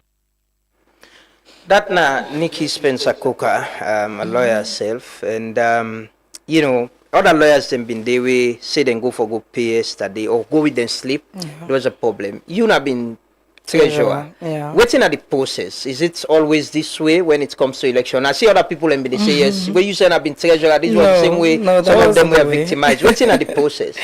Well, of course, the process is that of course the executive they set like a price on how much for pay with respect to conference fees or registration subscriptions. So of course there was a notice out by this executive that of course the AGM is going to be held, and then give you bank details for pay, your subscription, and of course conference fees. So as a matter of practice, where you pay at the bank, you take your slips to the secretariat, so your name is recorded, as an acknowledgement of having paid the subscription fees and the conference fees. But this is a novelty for me. It's the first time I'm seeing this. Like you go pay in a bank, you get to wait for the treasurer to come. It has never happened in the bar.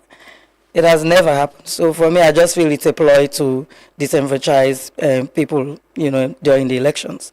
But nonetheless, it's proof of payment. You pay to the bank. It's proof of payment. So for you me, need to be registered as a delegate. Yes. Well, so there's a gap in that. So for me, what maybe advise me supporters then for do is that okay, go pay it at the banks. Take a snapshot and send it to the treasurer. So that's evidence, or that's proof of payment. But what if the name not in at the list, that the final list of people who are delegates and should be allowed in the hall for participate in the closed sessions and even vote? Well, so the name supposed for Dede, Lama. It's supposed for Dede. So that is why where the lapses are. So it's intentional, by the way. So you believe it's intentional? It is. Yeah, it's intentional. By the executive? Yes, by the executive. But why they want to do that? I don't know, because they've seen the numbers. I'm going to win. So that's why. So they want to disenfranchise my supporters, So that is why I've called on the executive with all due respect. We need to follow the due process. Let's get our colleagues registered. And, we go cast our votes. You sure say you they go into this election with this concern where somebody like Nikki and you say there is resolve, you don't engage the executive? Yes, we don't engage. We don't engage them. You see, when Nikki be retired for reach the treasurer, she was nowhere to be seen. She was in McKinney yesterday attending to something else. So for me, I don't really feel say they take this whole process serious. So that is where we are as an association. So we don't take ourselves serious. So there will always be these factions if we continue in this manner. There's this notice we come out yesterday, 28th May 2026. It's I'll just read them quickly. It says, following the notice dated 11th May 2026, members are hereby asked to submit their bank slips in respect of both annual subscription and conference fees at the Secretariat for onward issuance of the SLBA official receipt. Upon submission of bank slips, you are required to write your name and sign, as the treasurer will process receipts of slips submitted not later than 3 p.m. on the 29th, that not today. It says, further take notice that the General Secretary of the SLBA will only rely on verified list of members deemed to have fully complied with payment of both annual subscription and conference fees from the treasurer.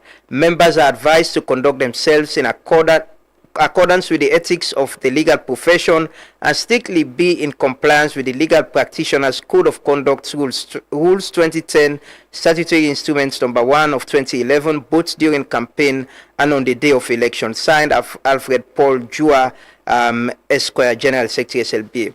So the point again I'm asking is, it seems the members then they remind members and say, when you get your slip, you need for go and register and at that list they where the treasurer they give, 90 secretary they use. But at the same time, the treasurer is nowhere to be seen. So how the people them way you think say being not able to do this, go through this process? How you think say they go participate in the AGM and the elections? If today is the deadline. Yeah, today is the deadline. So at the end of the day, that is why we are lawyers. We will go court? We will go out. Well, we don't necessarily need for go court. We'll go out there and make an argument. Who side? Not the AGM. But if they don't allow them for go inside, if you not go through the process, your name. We have gone through the process, Lama. We have made every effort to get the treasurer to issue out receipts, and she's nowhere to be seen. So proof of payment means paying in the bank. So that is what we're going to use to vote. But proof of being a delegate means your name has been registered as stated in this press release, and don't write your name, and you get it. I'm sure there'll be a delegate list. There'll be delegate card and pass for able to access the all who side this they happen. No, so that is why we are still calling on them to do the needful to ensure due process is followed. You don't talk to the secretary or the president on this? Well, I'm not talking to the president yet, but my press release is out there. I personally took upon myself to call the treasurer. I think 2 or 3 days before the holiday. She didn't pick my calls. I texted her that, my dear, can you make yourself available? Because I don't ever see this they happen at the batch. Trust me. Lama, I was time not the same no, it never happened. Other people serve now. So it never happened that way. They become a problem. No, it didn't happen. It didn't happen. It didn't happen. We registered every paid up member who paid their subscriptions through the banks. We issued receipts to every member of the bar. I wasn't the person issuing receipts, the secretariat. So that's the job of the secretariat. That's not the job of the treasurer. So for me, this is just a ploy to, flout due process again. And we are not going to allow that. Isn't it worrying that even lawyers will understand what it mean for follow due process and waiting on a M&AC and all of that? It's sad. It's a sad state of affairs. It's sad, to be honest. It's really sad. But trust me, we're going to this election and it's going to be free, fair and transparent. But in the process, you get concerned already? Yes, I get concerns, and that is why we are lawyers. So if after today, the members we for go through the process, not go through you really take any legal action? Yeah, we definitely will take every legal action. You will go court? We will go to court. We go for put the election on hold until it's resolved? Well, me and my team go meet and decide on the way forward, on the line of action we're going to take. But the question is, why should this be happening? In a very a profession where a lot of people hold in very high esteem. You go to school, same right now, you're speaking them, what you want to be. They'll tell you I want to be a lawyer. Everybody they admire. Yeah. Why should it be this continuously? It's happening in Kenema, and this whole process is happening again, and on way the contest gets concerns. Yeah, well, I think it's going to end someday, and this is the time for us to end this. So that is why I want people to vote for me, so we can end all of. But don't know vote for you, then get problem right now for register. We'll find a way out. We will find a way out. You sure that this will be resolved before the election? Yes, it will be resolved, definitely. Yeah. So we are engaging, and that's the line of action we're going to take. We engage constructively, and it's definitely going to be resolved amongst ourselves. So the Bar Association presidency, I'm sure we'll need more time for on the executive and maybe you manifesto for implement your program and plans them. But you got a job right now, a very demanding one, right? I can imagine the company concern them will then can make way. They say the administrator general no day, no day for sign document them. And how you get for able to manage that? You full-time job and also running the bar station if you become president. Yeah, so that is why I have an executive. So I'm not going to be doing the work alone. So I'll do it in tandem with my executive. Are you running with a team? You get like a team, like this is my team? Well, not really. I'm not running with a team. So I expect every eligible member of the bar to vie for any position they want to vie for. But you get people who will prefer for be executive for you work with, right? Well, I not really consider it. I just see people and don't begin to send declarations. So I'll work with anyone. I can work with anyone. So once you're a lawyer, you're qualified, then I'm open to working with anyone. How you plan for save the bar from waiting it go to so right now? Because the point I keep emphasizing on, if this is happening before the election, it seems the bar association they go into a divided election, and the tendency for it was what happening. Which happened preceding to Kenema. It was the same concerns, same issues about alleged irregularities. And if we come out of that election day, how the bar will be united if you become president? Well, so that is why what I preach is unity, a united bar. So of course I don't say where I come. We only have one bar. We'll bring everyone on board. And devoid of whichever faction you belong to. At the end of the day, it's just one bar association. And there's a lot the bar association can do amongst ourselves. So it's not just about being lawyers, it's about capacity building, it's about digitizing the secretariat, it's about networking with other international bar associations, it's about building the capacity of young lawyers, to become better professionals. You think much has been done so far under this executive? Yeah, she has made her gains. I cannot deny that, but she has run for 2 years, so I believe it's about time we get a change in the leadership, and that I am that change. So you are the change? Yes. In what way? Well, I believe I cut across. I believe I can bring sanity back to the bar. I believe I can bring lawyers again to one body.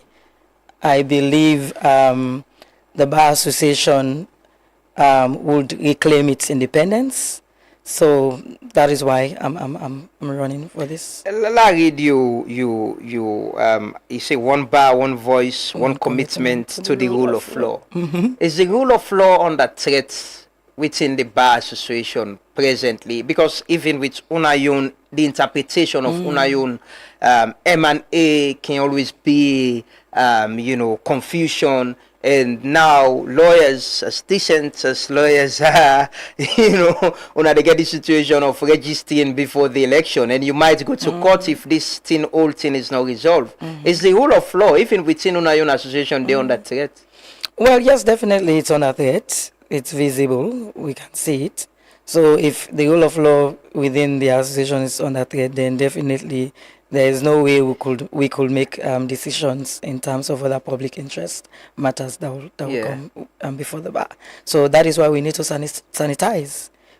We need to sanitize. We need to scale up, and bring everybody on board. I want to ask a question. I know the bar association gets a rep na law school, the board of GLC. The General Legal Council, where they supervise the law school, right? Yes. Waiting, you get any plan for the law school if you become president? I can say the bar association. If you check from the judiciary, you can law school. Well, law school first. The posture and the picture out there in recent time, in credibility and how things and they happen, don't they in question? With the law school, what are you plan if you become president? Well, that's something that I really don't have to comment on, because I think currently there is a committee. Yeah, they only talk about the investigation. Maybe some people anyway just come on law school. We want to know what you will do, and then but the law school is a public institution. Yes, it is, and it's important. So we are just a representative on that General Legal Council.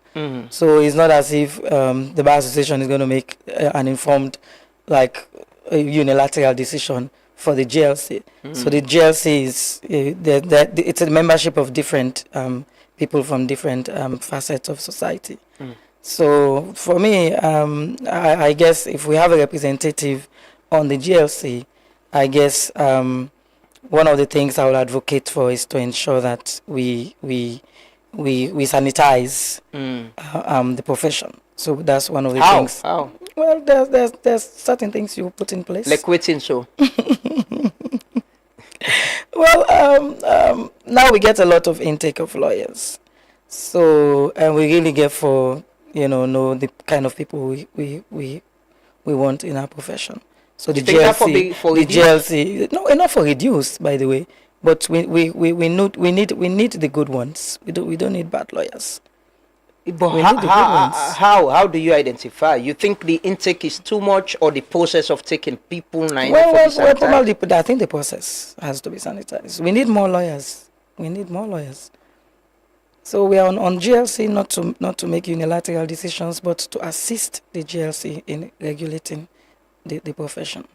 One of the things we Tuma don't talk about is getting an edifice for the bar association. The bar association getting on property, and all of that. But even the property, the land is in question. It come up in a lot of issues with the law former director on a law school. You think that is a legacy if you become president, that you'll want to continue it, or you'll review it? Well, it's a matter of me and my executive for sit and see whether or not we want to be part of that saga. Yeah, but it's very legitimate to get a secretariat, an independent secretariat for the bar. We've been paying rent for donkey years, so it's a legitimate concern to have a bar secretariat. But we don't know if in this context we may want to carry on with that particular property. Martina, why should members of the bar, well, I think the one that we qualify for now for votes. I don't know what's going to happen after today. Yeah. If you're going into this election and not going to court, why should they vote for you as the next president of the bar association? Yes, colleagues. I believe I hold a track record of leadership, and I've been serving the public service since I was called to the bar. I've been a prosecutor, I've been an administrator, I've been a tax expert, now I'm administrator and registrar general. So for me, I think I'm the best fit in terms of leadership qualities. I believe I'll bring to the table what the bar really needs, which is a unified force. And of course, I have the temperament to lead, and I trust the leadership to, make an informed decision on who they really want to lead them. Finally, at the end, with this statement from Lawyers Society, and say statement by the Lawyers Society on the proposed Sierra Leone Bar Association SLB annual general meeting AGM elections. Say the leadership of the society has taken note of several social media posts indicating that elections of the Sierra Leone Bar Association and are scheduled to take place on 6 June 2026. The society has consistently maintained that it does not recognize the two-man-led executive of the Sierra Leone Bar Association.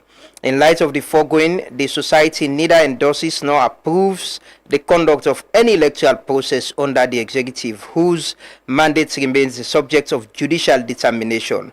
We trust that members will carefully assess the circumstances surrounding the proposed process and act in accordance with the principles of due process, legality, and acceptable professional conduct. Dated the 26th day of May 2026. Is it that each of them participates in a legal process? Well, not really. We are lawyers at the end of the day. But Lawyers Society say them they don't go court and there's no ruling. So there's no ruling for now. But I guess at the end of the day, it does not take away the fact that we are lawyers. And we need a change. So we need to come on board and make that change. Despite the fact that, of course, their association has said that they don't recognize, of course, this executive. But at the end of the day, we still expect them to come on board if they want to change. You send a message to Lawyer Society? Yes. Are you leaning? Yes, you lean to Lawyer Society? No, I'm not leaning to Lawyer Society. I'm not leaning. We are all lawyers. We are lawyers. So I'm sending a message across to the executive of the Lawyer Society. Come on board and let's make a change. Martina, I want to end on this note. The bar association, like the association we may belong to, SLAG, is seen as a public interest institution, a pressure group. The public, they expect a lot. At a time like this, we will get constitutional amendments going on and a lot of things. Waiting, you want to tell the public and waiting them for expect if you become president of the Sierra Leone Bar Association. There's this whole concern about state capture, the institution that are being politicized and all of that, and you get political appointment presently. Yeah, well, as Abidon State, it's not a bar to my, candidacy for the Bar Association. So, well, what me go on for tell the public is that let them put their trust in me, and I believe say I can bridge the gap. I believe say I will come work on strengthening the independence of the bar, the integrity of the profession, and I believe say I will come work on waiting really the legal profession supposed for me, which it's a public interest group. It has to serve the welfare of its members, and at the end of the day, it has to ensure that the rule of law, constitutionality is followed to the letter. Okay, well, thank you so much, Martina Igbenda, for your time. Ready to ring this bell? Thank you. Yeah, ring the bell and give message to lawyers there. Ring this bell. Come on board, colleagues, come on board. We need a united bar. Come on board. Thank you. We wish you the very best and thank you so much. Hopefully, we will extend an invite to Tuma as well. Hopefully, we'll get him as well at the program and talk. One thing we may happy about now that two women are contesting. I don't say sludge. If you ever begin think for girl women and for contest for presidency, but we wish you the very best and we'll stay in touch and we go follow the process. We go look how it go. And we don't try to get onto the treasurer, forget Ian side of this whole saga, and hopefully it will get back to it. But thank you so much. We'll take a quick break. Martina, the left, we can talk to our next guest. Then continue for stay with me. I run a small logistics company.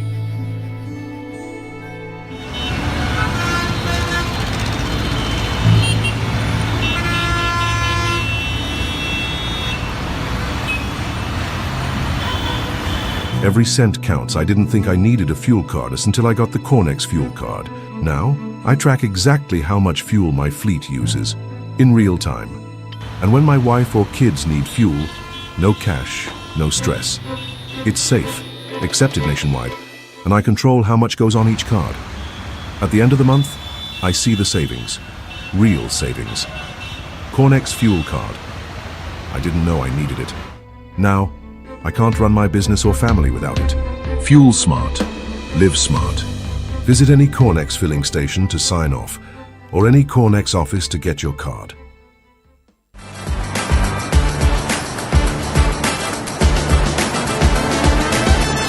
In the heart of Sierra Leone's dynamic rhythm, Rocal Commercial Bank is your beat to a brighter financial future. We're not just a bank, but we're your financial partner committed to your success. We've got the financial tools you need to rise higher. Our team is here to serve you with speed and a smile because your time matters to us. So, are you ready to unlock financial prosperity? Highlighting key banking services such as Keke loans, Combo account, fixed deposits, SME loans, internet and corporate banking, from savings that grow your dreams to loans that fuel your ambitions. Demonstrating fast and friendly customer service. Showcasing cutting-edge banking technology and ATMs. Access your money anytime, anywhere with our state-of-the-art technology and a network of ATMs. Our Rocal SimCopper app puts banking in your hands, where you can pay for EDSA, AfriMoney, Orange Money, and pay bills including school fees and make transfers to other bank accounts. Remember, you can also experience Rocal e-banking today. Then join us now. Visit any of our branches or explore our website. Rocal Commercial Bank, your bank of choice.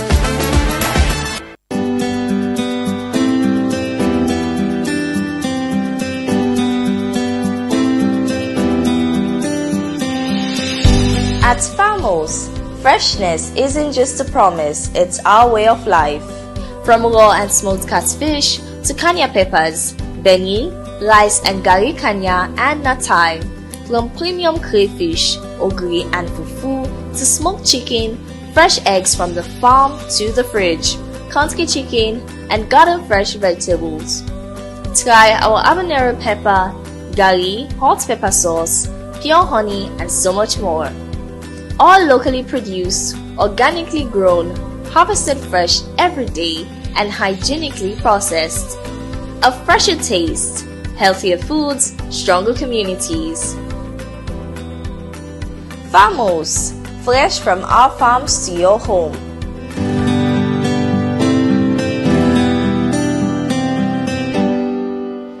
It's been 20 years. Arsenal, Arsenal, Arsenal, Arsenal are back. Arsenal are back. Arsenal are back, just won the league. 22 years now, rival fans grieve. Can't find expressions, neither KG. Abby's gone missing, also Matisse. Arsenal are back, here they cannon blast. Years of hurt, buried in the past. Arteta turned us into believers. Rice and Odegaard, they are our leaders. Arsenal are back. Hey, hey, hey, hey. Arsenal are back. Hey, hey, hey. Tell everybody, tell everybody, Arsenal are back. Gabby in defense, Saka in attack. London is red, that is a fact. Set piece assassin, now boy can stop all the haters. They were praying, now all of them are crying. They tried to say we were boring just because we were winning.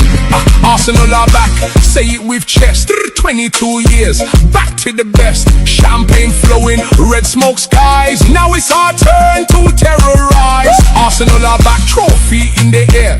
Red and white ribbons flying everywhere. Parade at the Emirates, a million deep. No one in London can sleep. 22 years now, the drought is dead. Not just London, England is red. North London forever, that is a fact. Tell the whole world Arsenal back.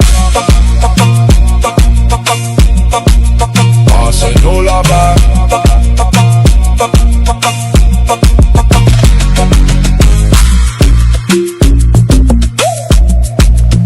Indeed, Arsenal are back. Arsenal. I mean, a Manchester United final, but I don't genuinely talk now. I say, I wish and hope say Arsenal go win Champions League. I really want them for win Champions League, like how they don't win the Premier League, because I think they get a very good team, a young, dynamic, and good team, good squad. We deserve for get this glory at this time.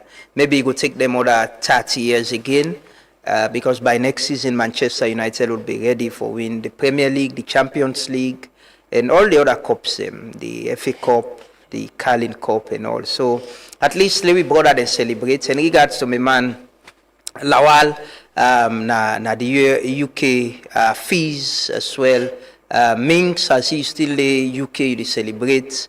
And my man Cham na the US, and all the Arsenal fans, them JK, Movic, and everybody really supports Arsenal. Don't deal congratulate to Nana. At least for this time, when I enjoy this glory, because by next year, it will be tough, and maybe it will take another 30 years for celebrate this kind of way. But some time ago, where Arsenal been said and they get the treble, and it didn't come, then lost one cup. I think it was the FA Cup final. Yeah, the Carling Cup final. Yeah, where they lost, and there was this poster, this banner, where when they show say Arsenal fans them been they plan for celebrate, but when they think say the treble not they come, but instead them go manage double. Either way, the Premier League don't come, and they look forward to the Champions League. But then get a planned event, so they can talk about some quickly. So I get Agbas Sosa. But how we come about for support Arsenal? Arsenal, I begin support from 2002. Yes, me not to me own first champion Premier League this. Okay, 2004 you celebrate. I celebrate, and my brother will make a begin support Arsenal because my brother and I very diehard Arsenal fan. Okay. And all, and that's it. And we will go sell ginger beer in a cinema. And they are taking no Arsenal. Like my brother mostly where to go watch game, and me they go sell ginger beer and all. Yes. I feel say you play ball. I play ball. But me na me keeper. There's score keeper. Which name them they call you? Me own keeper. I got to they call me. Yes. Remember, possibly they play midfield. They not Gattuso. Yeah, Domina keeper. They call me Gattuso. Anyway, so when I get this event, but what did it mean for being an Arsenal fan? You get luck. 2004 you celebrated, you waited for 20, you got courage, oh man. You get courage. Over 20 years and you're celebrating again. What did it mean for being a Arsenal fan? It mean the happiness what they see now people in face. It means something special, Arsenal long go through very rough period of trials. The laugh, they don't banter, we all kind of thing. Arsenal on the win trophy, we know they go far. Imagine going 3 consecutively, second in a row. Imagine how ready that they be. You get up from the start of the season till inside April. You drop well, they go very, very close. Very close. And they'll drop can second 3 times. Very, very hard to. Now we know too they'll go through supporters then they rival fans there. Yes. But waiting be the give that courage for continue for stay because I get Swami Paddy he move. He go Real Madrid first. Well, that's the thing about diehard fan. The person we move not to diehard fan. A real true diehard fan no they move, no change for nothing. We get people in London where then they buy season tickets. Where Arsenal win, remember they don't do over England for almost years, then get season tickets every year then they pay. They don't want to know. If Arsenal win trophy, they don't win but then stayed devoted to one club. Not so because we know win. Boku club then did in England where they don't take 40 years, almost years they don't win trophy. But Senge fans, they win are very diehard fans there. We then stay true to the club and they believe say this club yeah one day something will better. What in the way would I be go expect say Crystal Palace will get Conference League by now? Yeah. Would I go expect say Crystal Palace for win FA Cup last season? So you see. So when I get this event, you say when it happen and una truly ready for celebrate. Yes, Arsenal Victory Dance. This event is organized by Arsenal fans of Sierra Leone and we done it will get powered by Arsenal Sierra Leone. Okay. Arsenal Sierra Leone are the governing body we recognized in England for all Arsenal fans then in Sierra Leone. Whilst we not just a fan base, we do under Arsenal Sierra Leone. Okay. Yes. So we take this venture like 4 months back. The tender way Arsenal will lead like I think 9 points or 7 points. People then say, hey, una get mind una go pay for Sugarland Beach. We print not be sure. Yes. We go pay. If we no go pay, then they tell we the management for Sugarland, they tell we know the refund. We say we know. But this show it happen. Because we get the belief. And we will know say this thing, this time around will cross the line. Yes, because something you do it over and over, almost I will just get that fit say this year will cross the line. It go happen. Yes. Any happen. Yeah. Yes. So the show the event not free? No, the event's not too free and then the people would they talk, they go around say, hey, the event's not free. No, the event's not too free. The event's now 150 for going in. If you go na gate that day na 200 because we get different points them where we sell tickets. We get points na Jue, we get points na Lombly, Shell and Lodge we na Chicken Town Lombly, Max Pharmacy and One King Beauty Saloon na Shell and other parts them. We get different points of sales them. What's the price? And 150. Okay, una don't put on down. Yeah, no, where you gonna get na 200. Okay, but if for you now, buy if you buy na pre-sales, na 150. Okay. Yeah. So how we get for look like? Now get for performances. You get for perform? Yeah, you know, now I mean entertainer and by that day would also see me comedian, stand-up comedian, and for can support me, and also get if we can see Salon, we get half of the best and trending song artists there right now. All of them are stand supporter. Okay. Like Camouflage na stand supporter, and we get for Siam that day by God in Power, Rap G by God in Power get for Dede and other. Underground artists them, and we don't forget different events. We don't forget a full draw. Yes, don't we don't forget a bonfire, a boo dance. Yes, but all this night when I win the Champions League, we win the Champions League. We not win the Champions League. We are going to celebrate. We are champions of England. The main target for that celebration day was winning the Premier League. The Champions League, we know we have for winning, but it's just going to be add more salt to what we do, make it get more power, make it sweet more. Understand? So we get beaucoup things in order for do that particular day. Yes, because we don't forget artists, comedians, they don't for coming, boo. We don't forget raffle and other things there. And on Sunday, when are the day for the event, we don't forget the health work safe. Okay. Yes.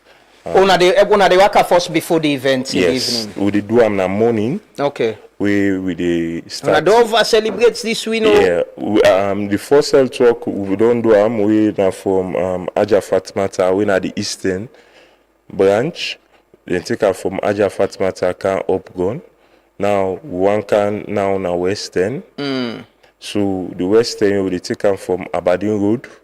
We the march along the whole of Aberdeen, Wilkes Road, and they come na Sugarland Beach. Okay. But who they come, because of the crowd, in order for allow people and for go down the beach, and we don't forget a very tight security. When a 3-way pass of security before you reach the last side. If you want to go down the beach, you get for acquire a pass for the show because somehow we go down the beach, no commodity the other day. Okay. Understand? So you get a pass. Then they check in at the first gate, second gate, and the third one we get confirm you for enter. Okay. Well, we want to thank you so much, Agba Sosa, for joining us this morning, and we wish Arsenal the very best. Like I say, when I enjoy this enjoyment, when I not take them for granted, when I enjoy as much as when I don't say, you know, Yes, yeah. for over 20 years, you know, win nothing. 22 years, Yeah. you go to some bubble and they college stuff by Yeah, exactly. Imagine if you born picking If if you you born support pikin, Arsenal, you go big man you now. go big man. Yeah. 22 years. Yeah. Yes. Yeah. So now enjoy because we're not sure of next season. No, we sure. Wetin go happen. Next season, na next season, really we plan for do the treble. Okay. Yes, because we just want to do mic testing this season. We don't already sure so we get 2 trophy. Okay. Yes, next season we catch FA Cup, Carling Cup because the only team we contend with you na Man City. Okay. Where Manchester? Manchester they try, but now they go through a rebuilding process and. But na Champions League we go so we ain't third na the league is yeah, una ain't third because una you don't say una only be they play 1 match per week. And they take 8 days, 11, 12 days before una play 1 match. Now una not going for they play 1 match per week again. Una for they play like every 3 days una they play 1 match. Una not get that kind of squad depth like we Man City or Arsenal get. And no matter how una buy player, Arsenal get for buy. Okay. So if una quality add, with quality they add. So you get for take time. Okay. It's a process. The real competition in England is between Arsenal and Manchester. That's not that we pray for. Okay. That now make the English football be sweet. Then Okay. Yeah. We if Arsenal they play Manchester, you go see cinema go full up, the tension go rise. Then the Vieira, Roy King. Yeah. You understand? It be the competition we make. But now with Man City, that's a be Man City. But if you continue for men like Kidele stars now, sir.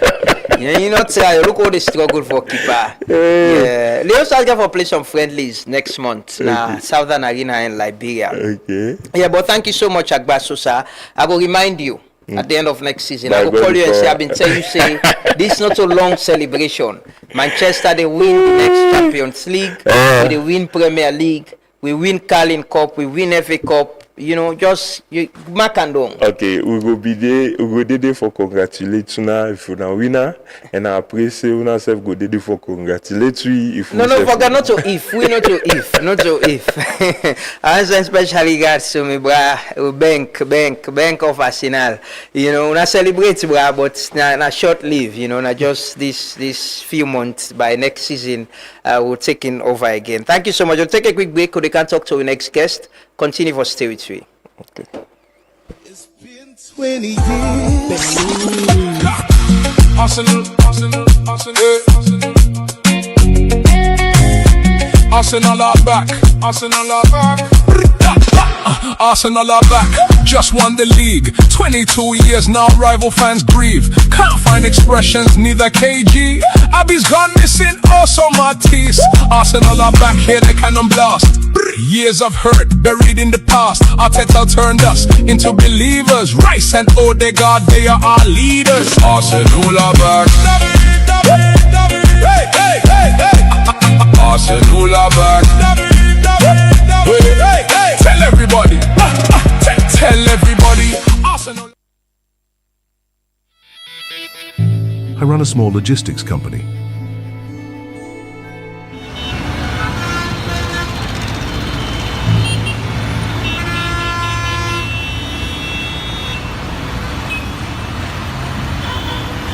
Every cent counts. I didn't think I needed a fuel card until I got the Cornex fuel card.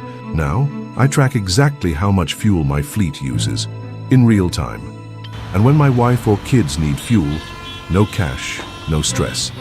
It's safe, accepted nationwide, and I control how much goes on each card.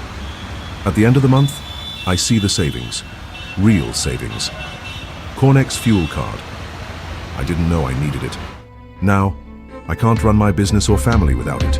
Fuel smart. Live smart. Visit any Cornex filling station to sign off, or any Cornex office to get your card.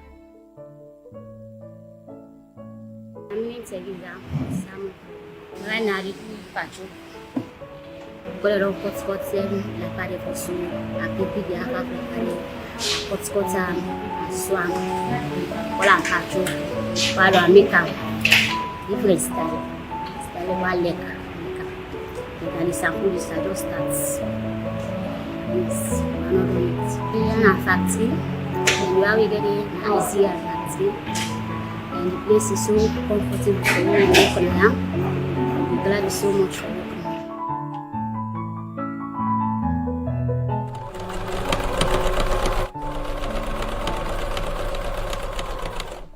I'm named Mohamed Kaba. This so called this so Nakara Tadai book, now with this so. We go buy the white with the car and how they do the garage, we do the Kolanji pana. We take out for Swa, and also the people in case for some you wouldn't here. Then Kara will be a salo product there. So we done the whole team we concern about selling product. Now we do this factory when I see the factory. Looking place is nice, actually. The treat well, not buying, not she must help her with the helper. But the treat you according to your level, where you go help you, where at least go back where you will manage your family there out of here. They try actually 2-3 people then they as woman in this country where they will like a facility for you to get money or job. I think say okay for you. The idleness minimize.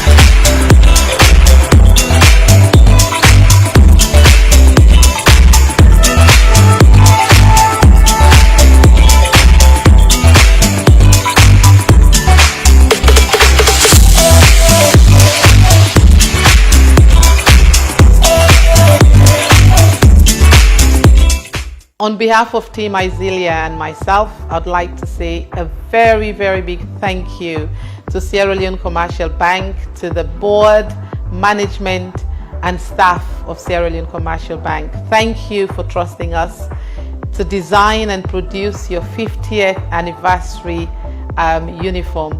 I enjoyed the experience from designing the fabric to doing the patterns and producing.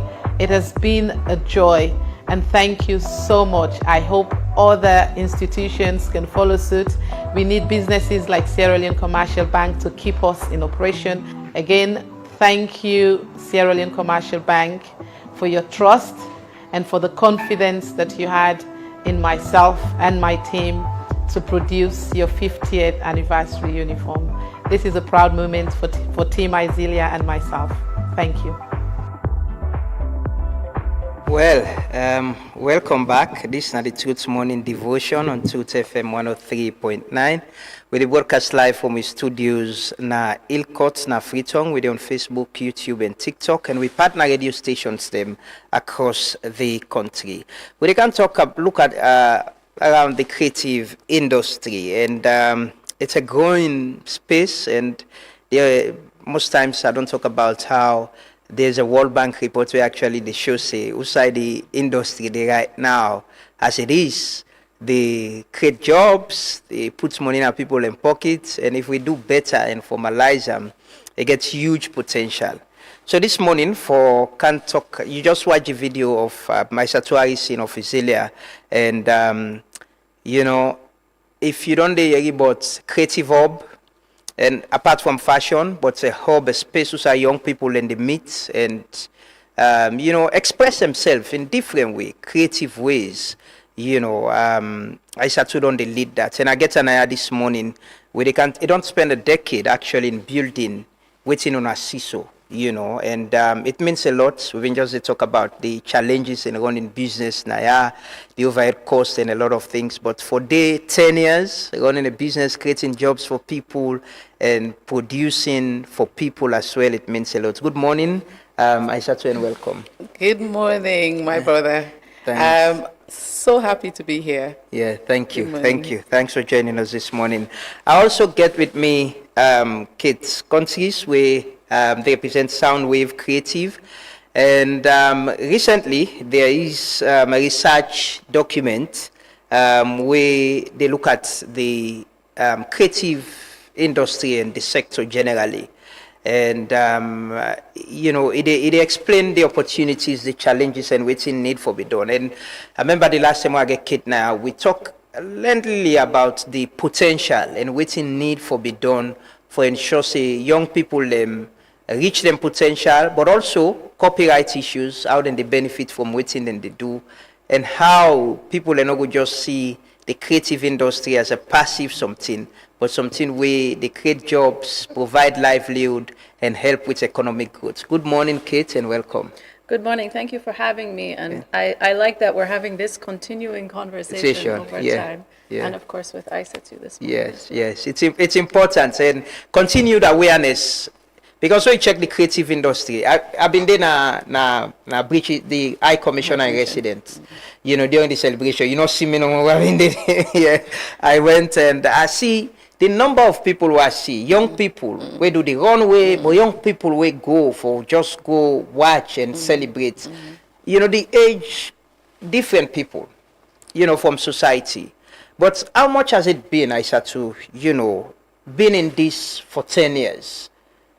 Creating Isilia, coming Nassau. I watch you picking, actually, and the idea of living in the UK and coming back and setting this up, and the fear of it not working, and all of that. But how it don't be for you as a Sierra Leonean in this space, not only, you know, doing what you do as a business, but creating jobs as well? First of all, I think I want to commend the creative sector, the creatives in Sierra Leone. It's a good time. It's a really good time for we, the creatives, them. Things are changing. We can see the waves, you know, in with favor, really. It's challenging. It's still tough. The creatives, them. People not still take the creatives serious, but I think that's a culture thing. And so you as a creative, you know, trying for push the creative sector, trying for make people believe in the sector, even the creatives themselves for believe in the sector. It's a lot, you know, it's challenging and totally and definitely not easy for me, especially leaving my child at she was 8 when I left London to come back to Sierra Leone and just focus on what they do. And one of the reasons I come back na salon really, two things I come back for. I be want for continue for push the tie-dye industry. You know, me family done in the tie-dye industry for years, since the 50s. Me grandma done in the tie-dye industry since the 50s. And then me mama came, you know, it's a family thing. And I think that ain't been like a common theme in most homes them, because most of the families them, you know, the mommy then been depend for megara tie-dye for support their families. And so when I come back after a long time where I've been in London, I realized say the industry don't die. And so me mission I mean for revive the tie-dye industry, and I'm really pleased. I mean, a lot of effort has been made. People and they appreciate waiting we they make now, because I think that is that you get for appreciate waiting we get. Now we get for value waiting we get. If until we value waiting we get, other people no go value them. So I'm really happy the pace at which that is going. And the next thing I've been come for really now for creatives. I've been part of creative.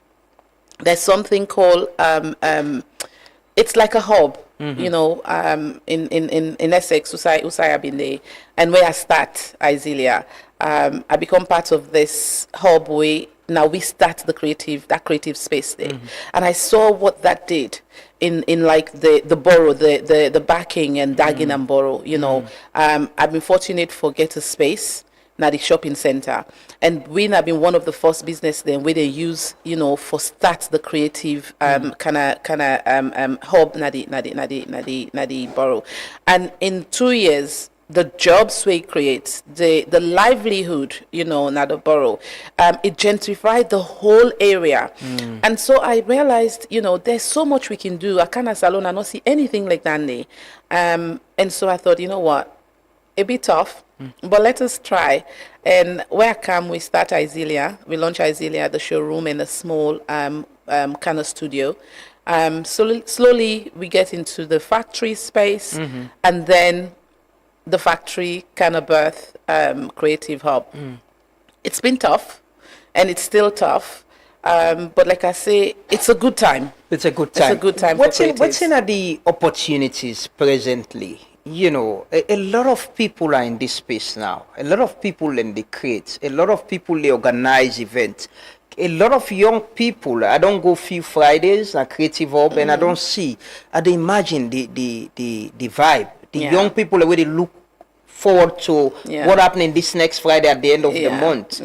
What's in the potential and opportunities then presently? In terms of creatives, I think there's a lot of potential. I mean, the first thing we want for focus on, and we focus on, I'm glad Kate is here.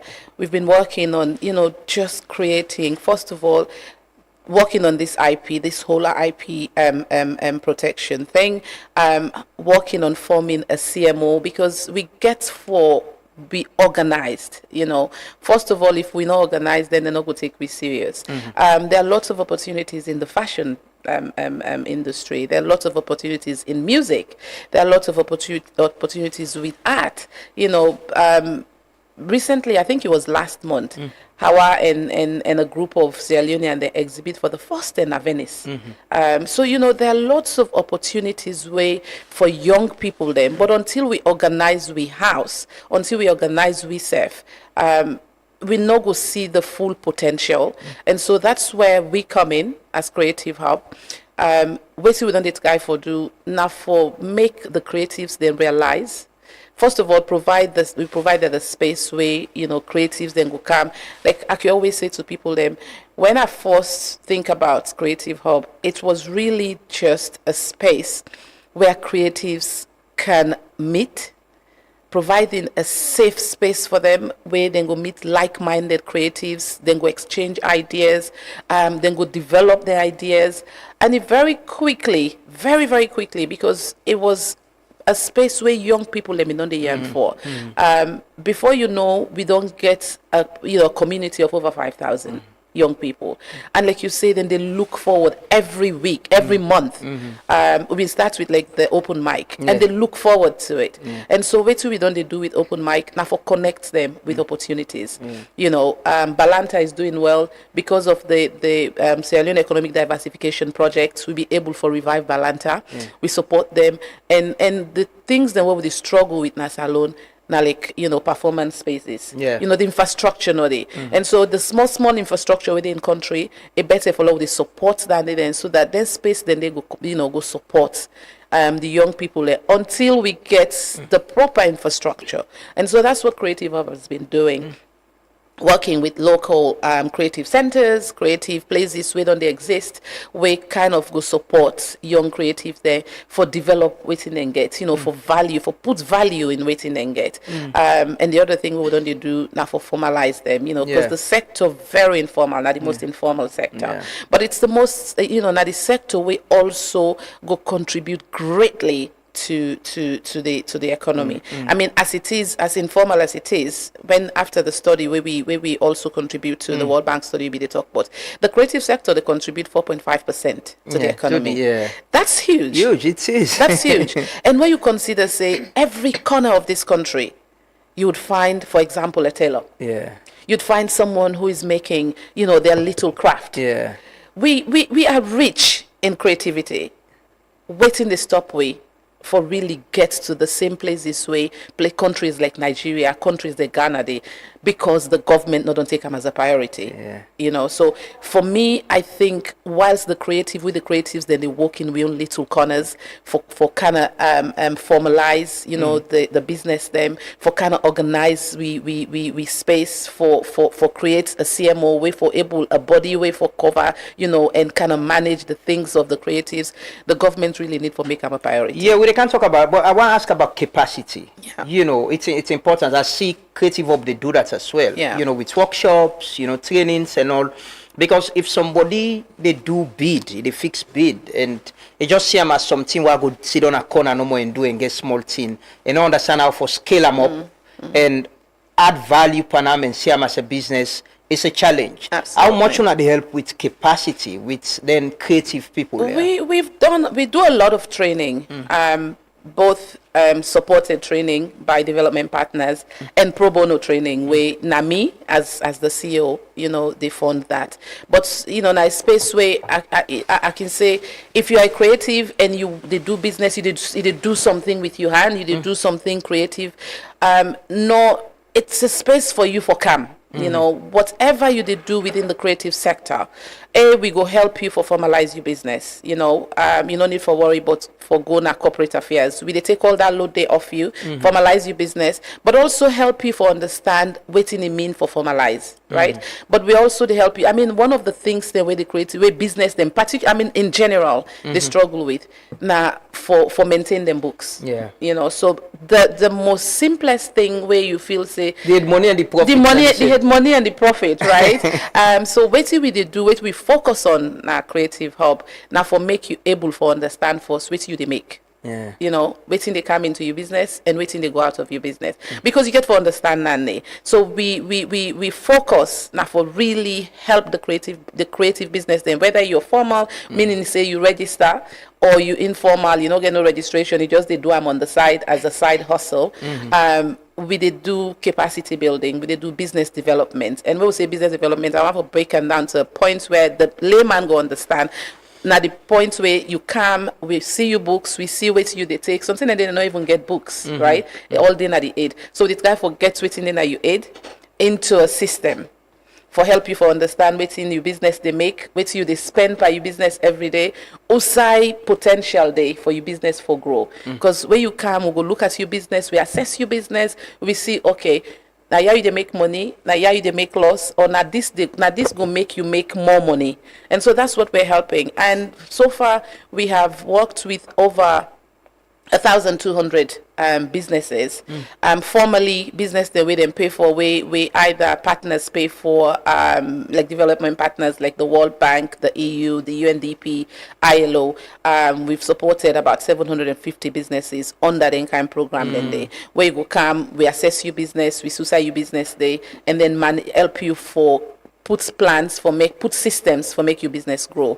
And then outside of that, we continue for support. Like I say, it's a space where if you are creative, if whatever creativity you get, whether you're a photographer, you're a digital creator, you're a craft maker, you're a fashion designer, you're a musician, if you want for turn that into a business, and we encourage you for turn that into a business, for see value in that, we come now hub, we go help you for put systems in place, and then yourself before you say 1 year, you go begin for employ and help other young people them, and that's we want for say. Kate, I'll bring you into this conversation. And research documents examine structural barriers preventing Sierra Leone's music industry from fully participating in the global music economy. And I read your post. You're so excited about it. It's for you. It's puzzle. I know we planned meetings with the guys when they were here and all of that, and you get them for meet with different people. But what does this mean for the creative industry, especially music? I don't talk to musicians, and I have plenty of them, and they're concerned that they're doing music, they're not going to the places, they're not making out of it. What does it mean for this industry?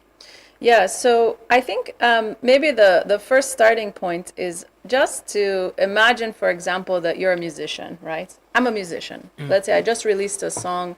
It's called Find Your Way Home with Ahmed Kamara, who's one of our collaborators. When we release that song, it can be distributed globally and locally here in Sierra Leone. But because we don't have the economic infrastructure in place here in Sierra Leone, we don't actually earn anything from that. So there's a kind of disconnect between the access to music, the ability to release it, to have people's awareness of the music, and the ability to actually earn from that release. And those are the kinds of things that we're working to try to address. And we think about it like economic infrastructure. So if we have physical infrastructure, for example, with Creative Hub, music recording studios, and if we have artists, people who have lots of really interesting, creative, different ideas, economic infrastructure is the thing that connects those two layers together so that people with creativity can participate in global markets for creativity. That's what we want to try to do. Okay, and how will this research help with that? Okay, so this research points to kind of two core gaps in our local ecosystem. And the reason that it's important to talk about our gaps is because when we have a full and robust understanding of the challenge, that enables us then to figure out how do we solve that challenge. So not just to focus on the negativity, but to be clear about the specifics of what's happening. One gap for us in Sierra Leone is that we lack proper systems and processes for the entire value chain, from when a song is created to determine who owns it, who owns what parts, then registering for tax to make sure that we can then register it as a copyright, to be able to distribute it and be able to say, this is my intellectual property, I have the right to earn from it. So on the one hand, while we have different processes in place, it's a fragmented environment. It's difficult for artists to navigate, and there are different leakages across the value chain. The other gap that we have, which ISA2 has referenced previously, is the lack of something called a collective management organization. And this is an entity you see in countries around the world that's responsible not just for tracking when and where music is played within a country environment, and making sure that artists get royalties, not only local artists in their local environment, but also globally. It's also the entity that makes sure that businesses that are using music for commercial purposes are paying their proper tariffs to be able to do so. If I'm an artist and somebody is playing my music for commercial purposes, that's great, but also I should be earning from it. And we need systems and structures to do that.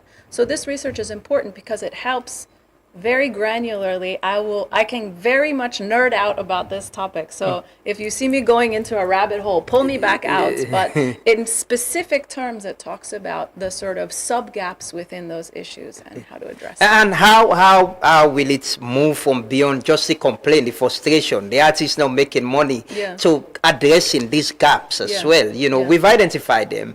How will it help with, policies, laws, systems, institutions for addressing gaps in this? Yeah, so and just to reflect back something that ISA2 also said earlier, this is actually a kind of cool moment for intellectual property in Sierra Leone, where there are two active engagements to support government on the legislative and policy side of things, both from the IFC, which is part of the World Bank Group, to help provide kind of a playbook for intellectual property, and also for support from the European Union around the structuring of a collective management organization.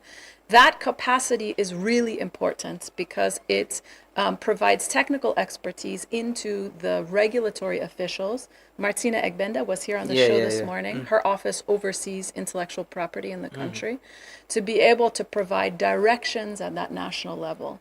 But there are other components that have to come into play. And we need, as Aissatou mentioned, we need musicians to be involved in that work. Creatives in general, we're focusing on the music sector because it's the biggest contributor to overall creative sector, according to some of the recent research.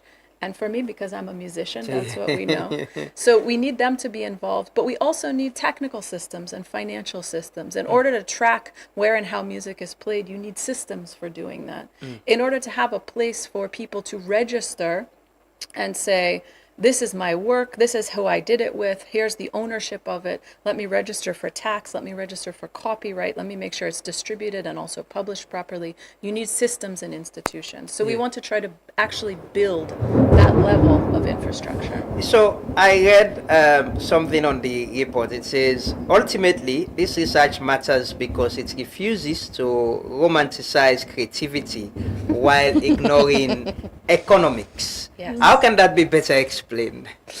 So it's easy, I'm a creative, it's easy to just get lost in the beauty of making something. And as creatives, you're a creative. When you make something, you want to share it, you want other people to connect with it. And we do have channels, digital channels for doing that, for getting it out there. What we don't have are those systems of monetization that allow us to sustain ourselves as creatives. And that's the infrastructure that we want to build. We shouldn't lose the romance of creativity ever. We cannot. It's fundamentally a romantic profession, I will say. But we can add economic structures around it that help us sustain that and build that. And as Aissatou was saying, there's incredible opportunity globally as well. If we put this infrastructure in place, it connects the artistry, the creative romance, if you will, of what we have here with global markets. Yeah, and I start to what thing I can usually say. I can enjoy the freedom of creative people enjoying themselves, whether they're on the walkway or the lawyer lady with the what's her name again? She's a lawyer, also do so. She's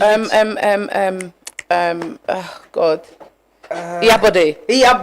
I enjoy when Iyabode, a creative freedom, where they perform. You know, I enjoy that. Isaac Bayo doing the MC stuff, and that freedom of data in space and in your world.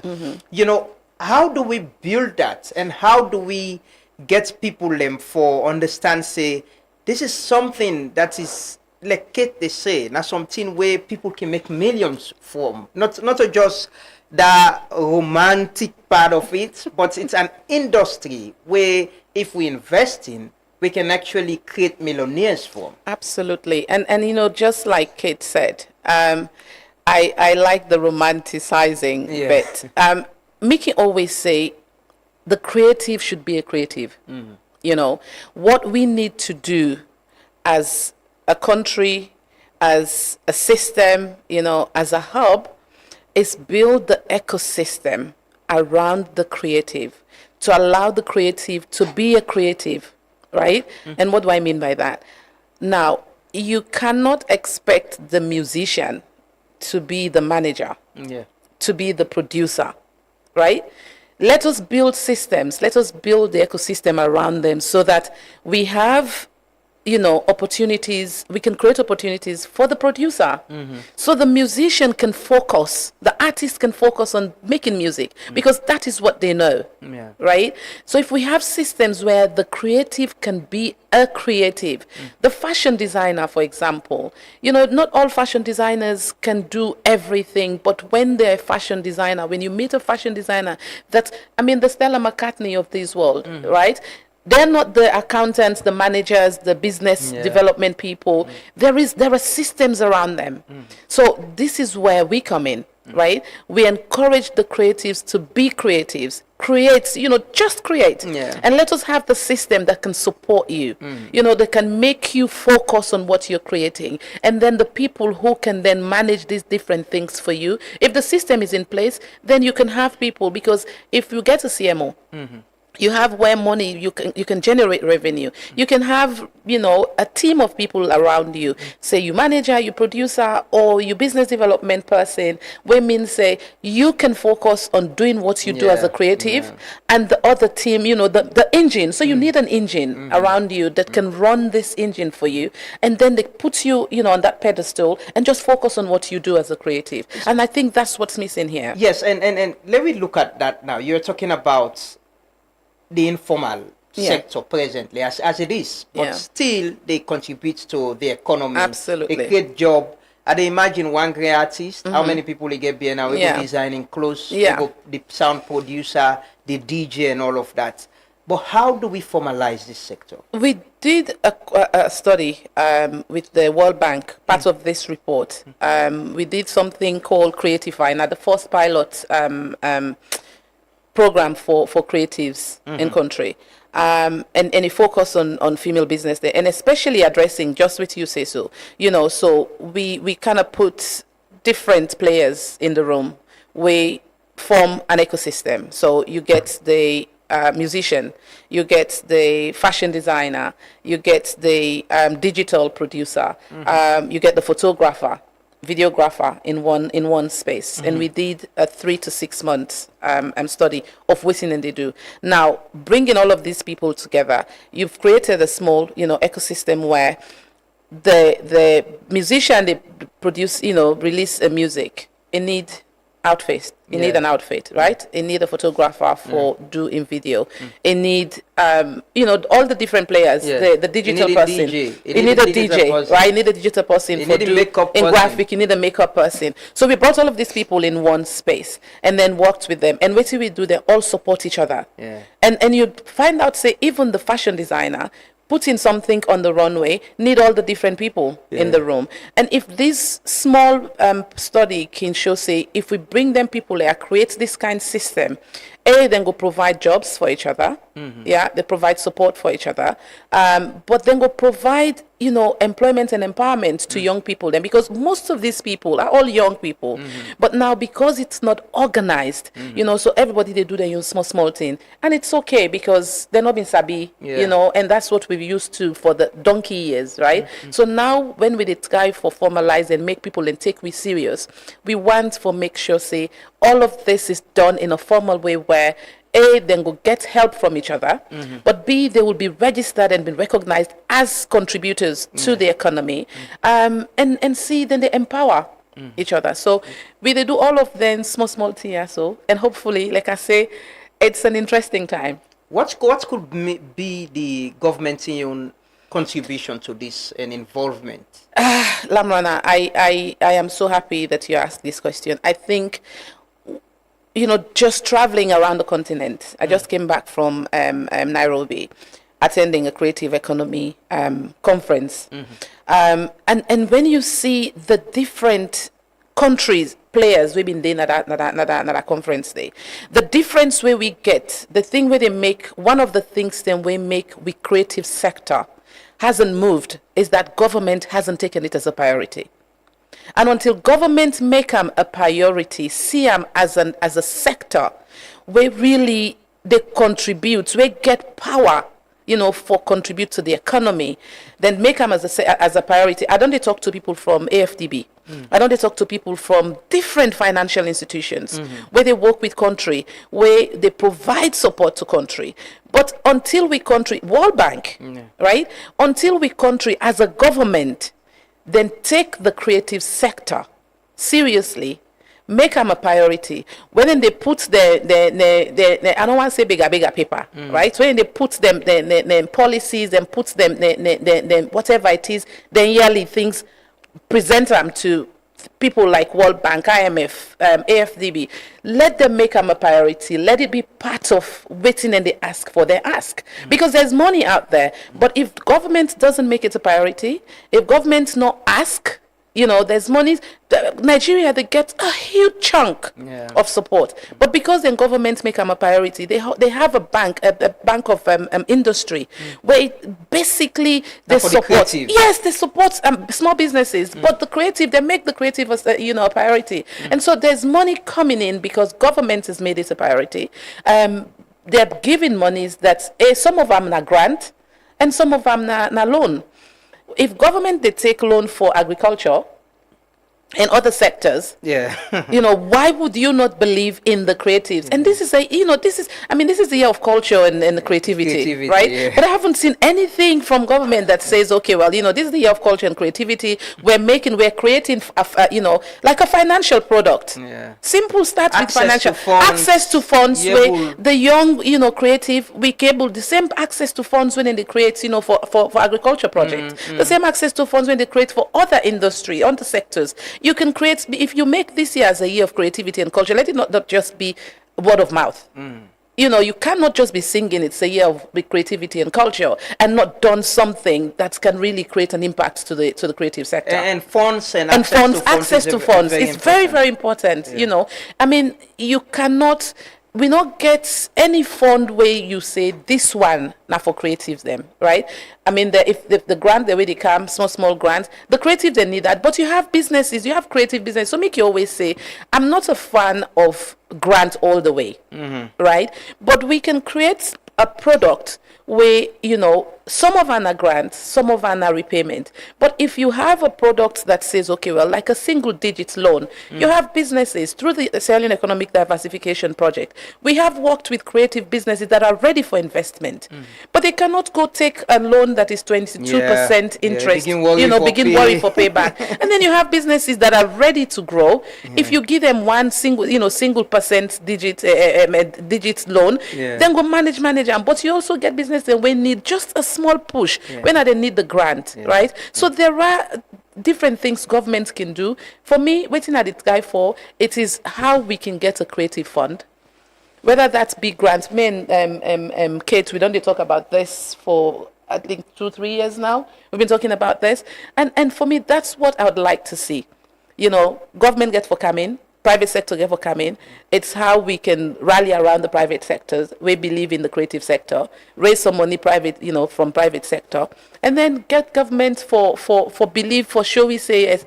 Then self they take we serious. Okay, Kate, this document, it's a research, very, very insightful. Look at the gaps, recommend what need for be done. How it will help for address some of the challenges? How will it be used? Will it be given to the government or the agencies responsible and see how the recommendations can be implemented and understand what need for be done? Yes, so we produced this piece of research in collaboration with business leaders from the MIT Sloan School of Management, one of the best business schools in the world. And we did that because we wanted to be able to clearly chart an investment case for the music economy in Sierra Leone. And in addition to the intellectual property side of things, there's another really important piece of our music sector that we need to be paying close attention to. And that has to do with the live experience. And I'll tell you why. We're in an environment where artificial intelligence is now, today, in this day and age, creating massive transformations in our music sector. It's making it so much more possible for many, many people to create and produce music. It's also making it really hard to tell what's human made and what is machine made, for example. And so we are not in some corner of the world that's going to be protected from the effects of this transformation. But we're lucky. We're in this position now where in some way, because we haven't set some of this legacy infrastructure in place, we can design with that in mind. So AI is going to mean a couple of things for our music sector. Number one, it's going to be democratizing. More people will have access to making music. Number two, it's going to be harder to stand out in all of the noise. Actually, most people can't tell the difference between AI music and real music. And that's going to be a real thing for our artists in an environment where we're always already kind of creating, competing for attention. It's going to be more difficult. But at the same time, we're going to need more curation. And there's going to be a major focus on the live experience. How do I, as an audience member, know if this piece of music was actually made by this artist? Who is the person? I want to feel that human connection again. So there are two things that we're doing at Soundwave. One is that we're starting to put some of the systems and structures in place around intellectual property. We're doing that as the private sector because we believe every sector has a role to play. We're not waiting on anybody to do anything, but we're trying to do our part to put things together. And the other thing we want to do is actually help to provide the organizing infrastructure for our live music scene. We have so much incredible music, and we can see that if we were able to organize it a little bit better, if we were able to match, let's say, venues that have space and want to activate it with live music, match those venues with artists who have something creative they'd like to share, and make it possible for people to know when and where it's happening, maybe buy tickets, maybe just go for the fun vibes, then you can actually start to see a formalized live music scene take place. That's the other side of things we're working on. But how do you take the artist along as well? You know, in all of this with capacity. You know, you mentioned you have some artists who just say, okay, I rely on AI now. I don't need to go to the studio and pay this amount of money. I can't afford it. She was talking about access to funds. You just go AI, give instructions and get a song, get a beat and sing over them. But how do you take the artist along to understand that there is a research like this that speaks to the gaps and the opportunities? Yeah. So I'll answer that question, but first to say, I don't know if you've played around with Suno or any of the AI music creation machines. They're really, really good. They're not yet trained on a lot of Sierra Leonean music genres, particularly our local and traditional genres. And that's actually another reason why we need to work now to put intellectual property protections in place. Because soon we're going to be in a global rights environment where you have to opt in. But if you can't even register yourself locally, you're not going to be able to opt in to take advantage of the financial benefits of being involved in the system. But these tools are really great, and we've sat together with our artists and just played around with them. You know, you can sing a melody into the tool. You can tell it, I want it to sound like this genre, and it'll give you 3 or 4 different options, right? And it's kind of amazing the way that it so quickly gets you closer to something, a demo of something that you can then take to the studio, maybe work with a music producer or some live musicians to say, I want it to sound something like this, but let's add this and this. And then let's say you record your vocals live on top of it. So that's why I say it's actually a very democratizing tool, because it makes it so much easier for many people to get closer to their musical ideas without a lot of musical training. But it's also the kind of thing where we want to make sure that we're not cutting out music producers, we're not cutting DJs out of the earning infrastructure. And that, again, is why intellectual property is so important at the level of the studio session. Making sure that everybody's clear about their ownership, that they're registered in all the proper ways, and that they can earn from their creativity. Yes, and talking about creatives, we get a creative person at the studio. We don't join. Suad, good morning and welcome. Good morning, thank you. Yeah, so we're talking about the creative industry, and you've been in it. You know, we can talk about the AYV films, the Measure of a Man. We the launch, the premiere tomorrow. But generally, as somebody in the creative sector, you make money right now, right? Small. You hesitate for even answer. Why? The money not there, it's not coming. So we are not reached that side yet. We are making lots of money. So I just say no more small. Small, now, yeah. Boy, they can. You need to start somewhere for reach. Where you want for reach. But as somebody in the creative industry, you don't into them because you see potential, right? You believe say there are opportunities. But what's in the challenge where you don't able to identify as somebody who into this? You don't do in a reality TV show, you don't do into movies as well. What's in you able to identify as an individual? Think say now the challenge we need for be addressed. So first of all, I'm not doing a lot of movies yet. So I feel like it's too early for like able to tell some of the challenges there. But let me talk on being an ambassador for brands in Sierra Leone. So what I've noticed is that most of them brands there, they want for, take your face, put your face on billboards, put an outside and pay you just a little amount of money. Wherein if you go to other countries, they say people get paid a lot of money for letting them face they on billboards or any other side. But I feel like that is one of the challenge we again we're not getting enough of. It's value, right? Yeah. How much are you valued as a creative person? And you've been a star. But for being a star, that you've worked on yourself, discipline, investment, and how are you valued? Me, I don't get, like you say, I don't get people to approach. Say we want to we collaborate on this, and I ask what the value, what am I having? Sometimes they think they're giving you an opportunity. Even they're not even value you your person and you your image and the value they bring come to their institution and their own business. Yeah, that's a very big challenge. I mean, they tell Vicky yesterday night about advertising. You know, I was telling her that in salon, when you meet people for advertise, they don't understand that you adding value to what they're doing. It's like they're doing you a favor for can advertise with you on your platform. Yeah, but let's talk about the movie. You're into movies now, right? You with AYV and one of the premiere movie tomorrow way.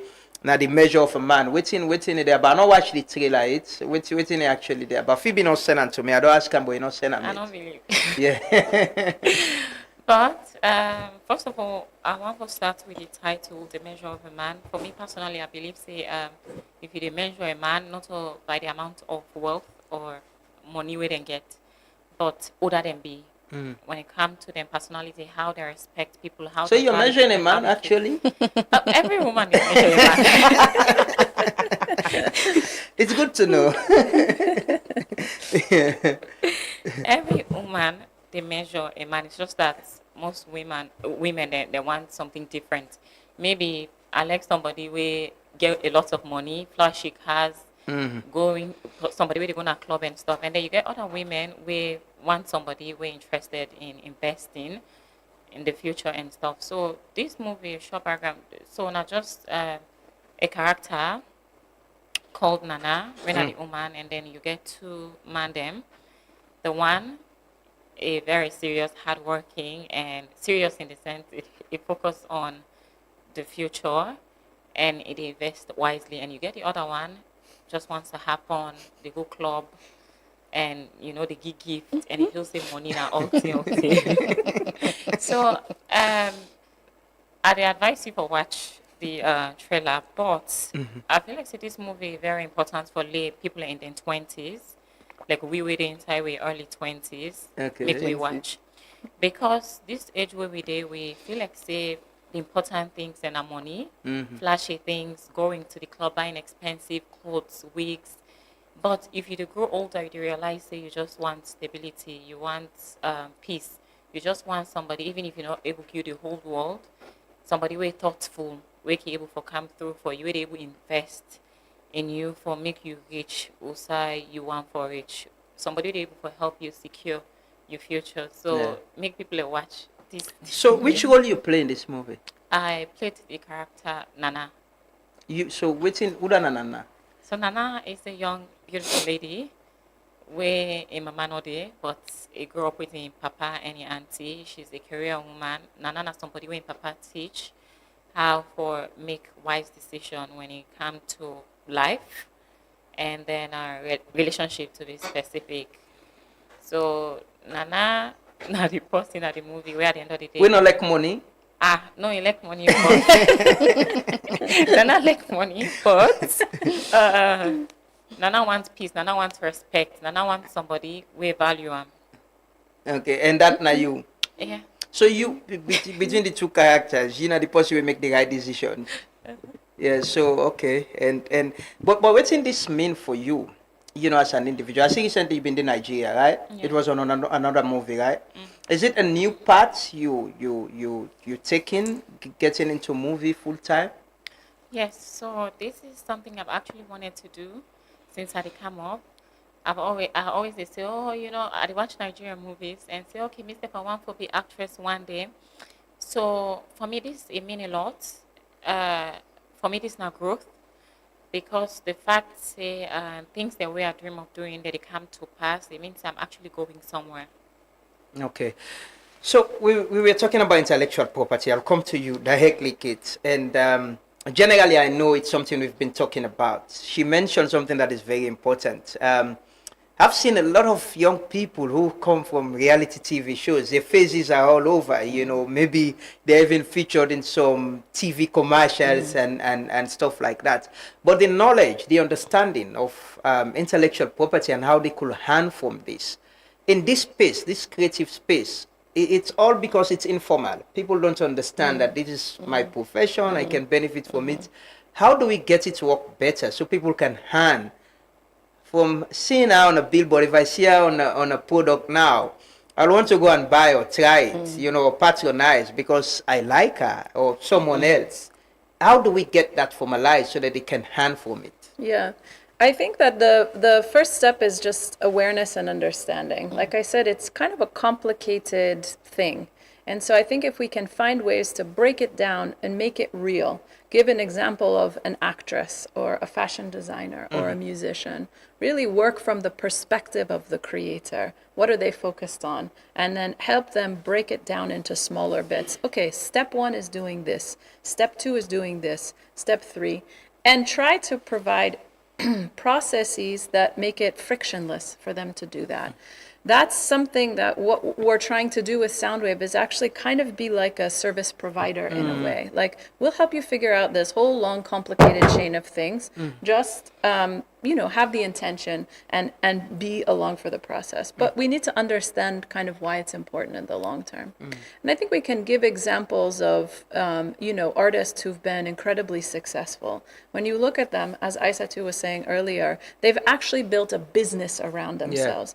Not every creative has the ability to do that. If you have the ability to do that, it's great. If you don't have the ability, maybe there are services that you can pay for, not at very high amounts, but reasonable within a creative's budget to help you kind of create that infrastructure so that you can be a creative. But there's somebody else, there's a credible institution that's localized that can help take care of some of those things. Yeah, that's what I see you want to say. You want to say. I think it again, you know, just coming back to what I mean, they say earlier on. I totally get within Swad been they say earlier. Some of the problems Kate just touched on them. The whole thing about, so take for example, where Swad, you know, come out of the house.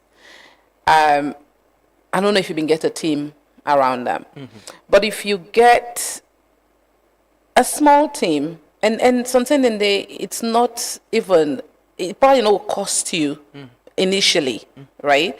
I think then system and then now we need for put in place, you know, because if you are the face, you probably not able to negotiate with an institution, right? But if you can get an organization where maybe that is what they do, professionals, not to just any kind. If now 1-2 man team safe, not to only manager, not to just the manager for the sake of it, right? But get a professional body where, and I think that again is lacking, right, in country. So getting like a firm or a professional body where you go say, okay, well, this is what we do for creatives, and we did think about forming something like Creative Hub, because we know say a lot of the people in the camp, the young people in the camp, and not get like a formal kind of organization where you go say, okay, well, go negotiate with somebody like a bank, like an institution. Say, okay, well, would they represent SWAD? And this is what we think the value of this contract could be. And SWAD, you know, cost SWAD any money initially, right? It is from the, you know, proceeds from waiting and pay. Una negotiate, then you get a percentage as the organization where they manage SWAD and represent SWAD. Everybody benefits. So it's just putting those systems in place. And hopefully, you know, like I say, it's a good time. We will get there. As Creative Hub, we're thinking about doing, you know, because we know that like SWAD, there are lots of young people like SWAD out there. We even like the one that they come through the hub, we're not creative, and our individuals them. Because also every creative, you go say, okay, well, if you sabi sing, you know, they sing well. And probably now, in fact, you probably go just release something now you living room or your bedroom on and put them on TikTok. Before you know, you're picked up. Somebody call you, then you don't know waiting for say. Right. And that the issue about formalizing. Absolutely. As well, and getting them understand. Absolutely. And we don't get a lot of people can reach out. They create this thing, they create this, and sometimes they're vulnerable as well. Yes. Most young people, They are. take advantage. They are. And the issue about intellectual property, they can create things sent to people, people who can, escalate them, can use them as their own. And say then they understand, then don't lose. We've seen so many of that, so many things like that. How so do many. we start with some of them young people there? Some of them, they're at college. Some of them, they not in communities and they do technical training. How do we start with the, education sector, say possibly, and help for tap on the side and they say, if you get this idea, we can work with you, and support you so that you could benefit from it. I may not be like somebody who could just come. We don't see a lot of people who can come, then spark no more than then disappear. Yeah, other people take because advantage people of them. take advantage and there are no systems for support them. Then go get one, maybe if you're a musician, one song way boom before you make up 3 months or 6 months later, they're gone. Because system no day, for support them. And so this is where, like I say, Creative Hub, whatever it is you're doing, whatever it is, you feel like say you're good at, please stop by the hub. We get organizations in country and outside of the country. They make lots of different connections. Like I say, I just come out Nairobi. We get people in South Africa now. We get organizations in Ghana, in Nigeria. So all the different travels where they travel, it is to make, create some relationships, get some useful contact where we can able for connect then young people there. So now the different things that they do now the creative sector. So when they talk about creativity, how do we generalize it? Let we know, look at say me a musician no more, or me as a be, design something. We get some tailors, right? Now we communities. They don't need do them picking and go can then take from them, but they can design it, move into another way. Who and who should we think about and understand? Say, then they inside this creative industry. I mean, so you get so many disciplines within the sector, but even the tailor where you feel say they na the little corner, we begin for look at how many tailors. I think sometime last year I've been once for do something about collecting off cuts with Isilia to the different tailors them. Lamrana, before you say, like in a very short space of time, we get a database of 1,500 tailors. Just that small tailor. For collect like them rubbish, so that we can able for use them off cuts then they and do something and make, something way useful out of that off cut. So just imagine now, say, okay, well, if we take just then tailor then corner tailor there, where you can pay 100,000 or you pay 60,000, you pay 200,000 for make something. If we say we take a data of how much money them people and they make, it's a lot. Yeah, it is. Right? And so we cannot look down and say, okay, this is not just a corner tailor, right? So they all fall under. So they take, say, the fashion industry, consider all them small tailors then they. And then you get the craft. Then people we they look away from we craft sector. There's so much you can do. And there's so much they can contribute to the economy. When you go to places like Nairobi, the craft market is booming. Probably every day of the week, they get craft market in different places. And then get women the way they survive with their life and their livelihood depend on the thing and they. So when you think about the creative sector, we get people like that, the craft makers. We get the fashion industry. We cover, from the fashion designer to like all the different people that they within the fashion industry, right? Not so just the person where they make the clothes. You get the one with the tailor, they get the one where they manage, them books. You get so you get different discipline within that discipline there. Then you get the musicians. Again in the management team, and so you get the music. So under that we call that the music discipline, right? So we would think about the ecosystem under the music, and then you get the visual artist, performing art.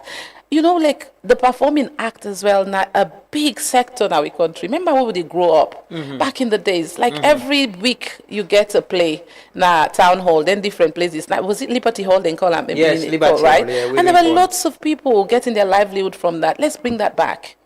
you know. Yeah. But bring it back so that we can able for actually get data, real data.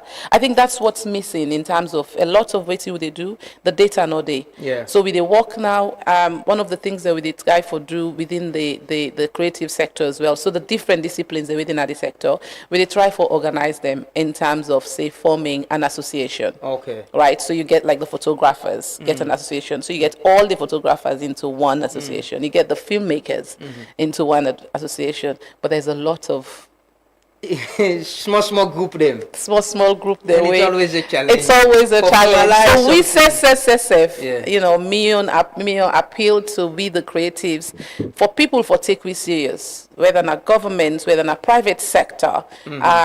We need for take we serious. We need for organize we We need for come together and make we able for work together, because the problem we get, we don't want to work together. Yeah. We don't want to collaborate. And you can't achieve anything. You can't inside. achieve anything, you know. They can say when we speak in one voice, you know, people will listen to it. It's stronger than if you one day in your little corner, they talk by yourself.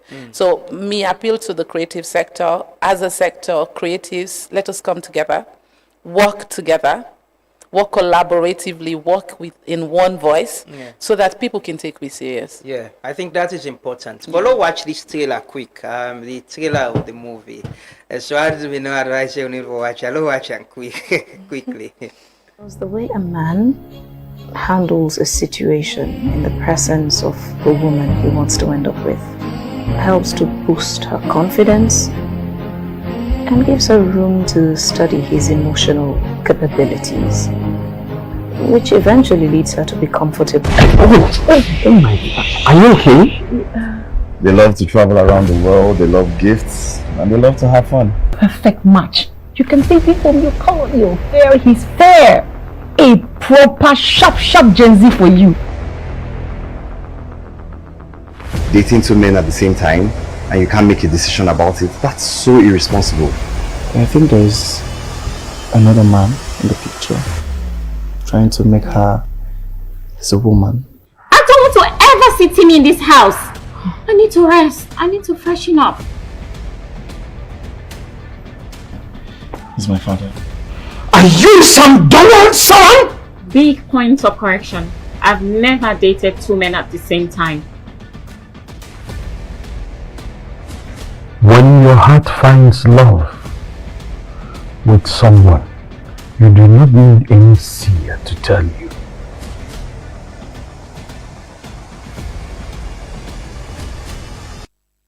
So that the movie, The Measure of a Man. So not tomorrow at the premiere, right? Yes, tomorrow. Not free? No. Okay. Not so free. Regular tickets then they for 100 Leones. Okay. And then tables then they 10,000, 7,000 for a certain amount of people. Now AYV did it AYV happen? hall. This is a production of AYV film. Yeah. Okay. And the idea is, will it be available afterwards? After watching it, will be public? After all the premiering, then yes, it will be available on the channel. Yes. Swadi, we just share it. We don't talk about the creative industry and all of this. And somebody, now this industry, I started to talk about management. How do you? I'm sure with them venture there, you are in a system where I know we've been in the you get people who've been they manage you, right? We've been they manage you, either you page or things the way they do. But moving forward as a young person, as we try to conclude this conversation, what do you think say other young people in the creative industry, the entertainment sector can learn, with regards to what you could benefit from possibly? Somebody not go take advantage of what you they do and your potential and the service way they provide. Okay, so first of all, I want to start from the management side. I believe say when I first discovered say I want to go housemate salon, waiting first I do not for change my mindset because I want to be different from any other person. And I know saying that most of the things stand the way people lack structure. So what I did was I began set of people where they do all things, whether not for post on social media, whether not for talk to people, whether not for own me phone. And then when I came out of the house, yes, I get a very structured team. Everybody get what they do. So in terms of, because if you talk about negotiation, say if somebody gets a structured team or management, somebody would be able to do them. So I don't do the negotiations. It's just that even if my team do negotiation and then I find out, say, not to something I want, I'm not doing it. Because me aim not to only me face just the all side. Any side where somebody go and see me face, any side, you they lose value. Because even if we notice the artists the way we get a salon, the one them way scarce. Now they're more, if they make sure people in the attend, then show. Not to the one them way they all side. Because if I don't see you all side, why I want to? And there's no need for that pay you for can do something for me. And then what's the other question? Yeah, what could young people learn from? There are a lot of young people we can see, you know, as role models, as people them within they admire, and they say go into the creative industry. What could they learn from your own experience? From your own experience, honestly, I think it's about left it to them because they're the one watching. And I know now, like I tell you earlier on, as we grow, things they change. Yeah. So today I go say, okay, I want for the key advice, but waiting I just notice is that waiting to work for me might not work for you. So I don't want to consider all the time they give people the advice, but I just want for make them understand that if you have a dream, follow it. If and manifestations are real. The tongue is really powerful. Whatever you speak on your life, whether it's negativity, positivity, it come to life. And I want to let them understand, say, if always you think about negative things and it come to pass, nothing can say, now you village people they do you.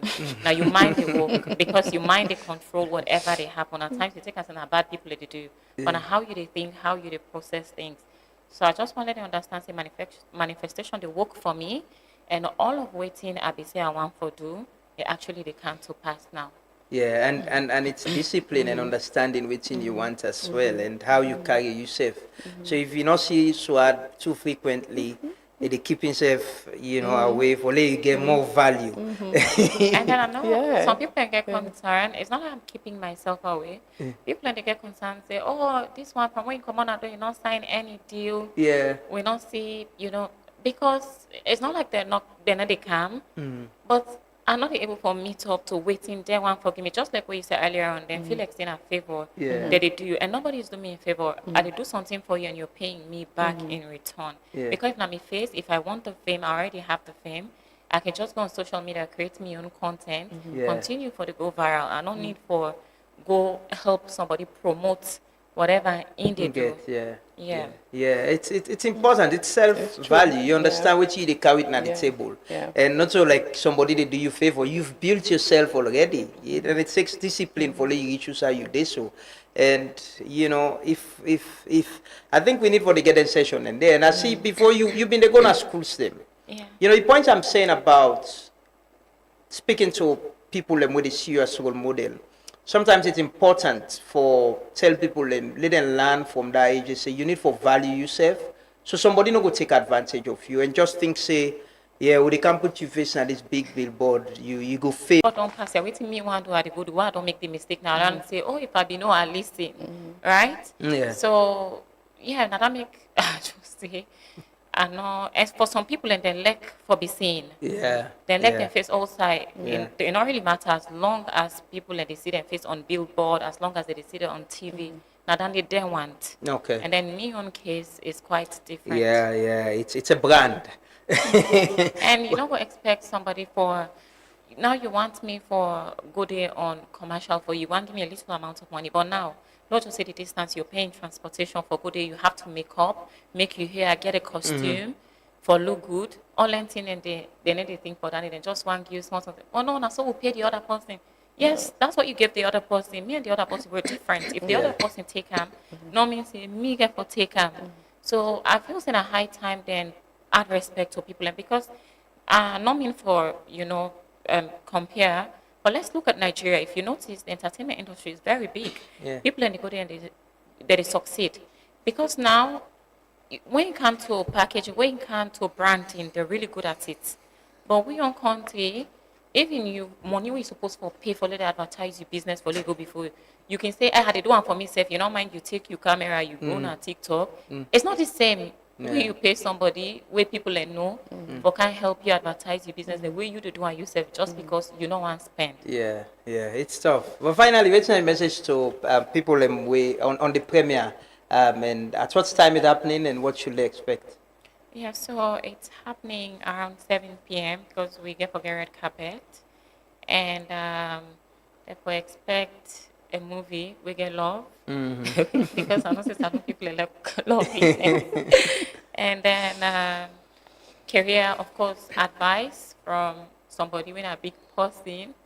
So, like I said earlier, I just want to encourage people in their early 20s or really calm and can watch this movie and learn. Yeah, please, you can be part of it tomorrow on AYV, and you can go and support and learn. Young people, the Gen Zs, you can come and, and learn as well. Kate, finally, how do we, ensure that this research work is popularized? Artists understand it, the policymakers, and it's helped to inform whatever we are doing to address the gaps and think about intellectual property and see how creatives can earn, from what they're doing.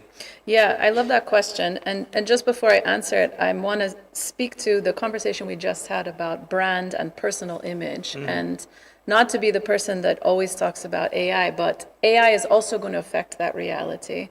I saw a picture of myself on social media, and I looked closely at the picture, and I said, I don't own those clothes. Somebody had put my head on somebody else's body. It's so possible now to fabricate things about real people with artificial intelligence. And so for artists, for creatives in general who rely on a brand, a particular personality to promote their artistry, it's important to actually properly copyright, trademark, do everything that you need to do to make sure that you can demonstrate you actually own yourself. That is the world that we're going into. So I think that's another thing for our brand ambassadors, our creatives to be thinking about.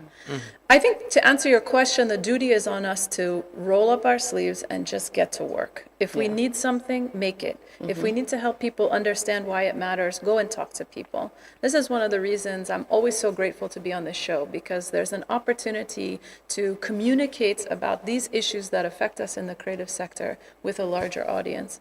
We're taking this research report, of course, to all of the stakeholders who helped fed into it, but we're also now doing something with it. Okay, we know what the problems are. Let's not wait around for anybody else to come solve them. Let's start prototyping some things and see what we can do. And it will take a whole of sector approach to that. There's a role for everybody in this creative sector future. I really mean that. Not just the creators, the managers, the business people, the lawyers, the government folks, private sector, the technologists. Everybody has a role to play in something that, with the structures and support and leadership and vision, can become a major engine of our society. Thank you so much, Kate. My pleasure. I want to congratulate you for becoming a citizen of this country. Thank you. I think we will be nostalgic and I would maybe not already consider you as one of us and a citizen already. But how does it feel, for wake up in the morning and realizing that, yes, I have the book, I'm a citizen. Yes. It is honestly such a privilege. It was a very emotional and overwhelming day when I got to take the oath of allegiance to Sierra Leone with my children present. I pulled them out of school because I wanted them to witness this. This is an opportunity I have in my life that so many people don't get to have, which is one shared national identity within our family. And I consider it a blessing to be a citizen of Sierra Leone, so I'm grateful. Thank you so much, and you're a blessing to this country as well. With what you did with a lot of young people we don't see, and it means a lot that you can support and feel belong and believe and get the understanding to say you're a Sierra Leonean and you support the creative industry, and I don't attend activity, I don't see a lot of young people we work with. Thank you so much, Kate. And hopefully we'll continue for the getting conversation there and on how we support the creative industry. Aisatu, finally, how do we get things working? When are the next open mic? I want to perform. You should. You should come to perform. You should definitely, you're real creative. You can do some music or some poem. The next open mic next Friday. Okay. Yeah. And so how do we get things working? How do we get things done with the creative? How do we get, like what been they say, people value within them they do, and as well help and protect them so people will not take advantage of them? I really like what they say, where they talk, where they talk. First of all, you as an individual get for value yourself. And that is what a lot of young people then they struggle with. They don't know them value. Is it cultural? Is it, I don't know, but so waiting, we as creative hub, they do, is just providing that space where then go calm. Where I start for talk earlier on, I say one of the things then we make, I really think about creating a space like that. It was just to create a safe space where creatives can feel valued. So one of the things then we focus on is every creative we step foot into creative hub. First, we want for make you value yourself. We try for work with you, for know you value. Because when you know you value, then people will not take advantage of you. So knowing your value, then we put the structures in place. So if we say you get a talent we need for support, whether that is through formalization, putting, business development structures in place for support you and support your act, then we do that. We create market for you, the creative, whether you're a musician, you're a fashion designer, you're a music management person, we get opportunities then where we can take people them on a trade mission. Like we just come on, like I say, I just come on Nairobi, we're one of the people that will take now the president of the fashion textile and fashion association. So we did do different things for creatives. If you did any part of the country, it is not just for Freetown, right? We space now virtual and physical space, so you can connect with us virtually. We get virtual programs and where we can run, where we connect, so it no matter which part of the country you're there, the hub is for you, not just for Freetown. We currently, I think you've been sending people, I don't know if you come, last month, we get a program with a mobility program with the EU. All of them program there, so they make people aware of what they happen at the sector. And the mobility program not so just for Freetown, and in fact the interest is for the rural. So if you day Nasai where you feel say nobody don't think about you, people know they reach you, I would encourage you follow us on social media, all social media, WhatsApp, they work all sign at the country, we numbers then we social media link. Follow us, and then wherever you there, we're ready for help you, we're ready for work with you, we're ready for make you be part of the community, because you get to be part of the community for we for able for work together and make provide solutions. And this is a growing community we may admire so much. They see a lot of young people they create. I can talk about young people really try for do something. It's a lot. It's a lot going on. The evening where we've been getting at the British High Commission in residence for celebrate Isilia at 10. I remember Sidon, Chief Minister Sidon near me. Every person, young person, we perform that evening day. It probably maybe no one or two, but everyone there was a Sierra Leonean and young, and people they ask question. Na salon person this even in CSF David they ask me say, is this Sierra Leonean? Who said this person there? The fashion designers, the poets, the musicians, and what's happened. The interesting thing will happen after that event day. Several events will take place. The first lady in dinner, almost everybody will perform na the event.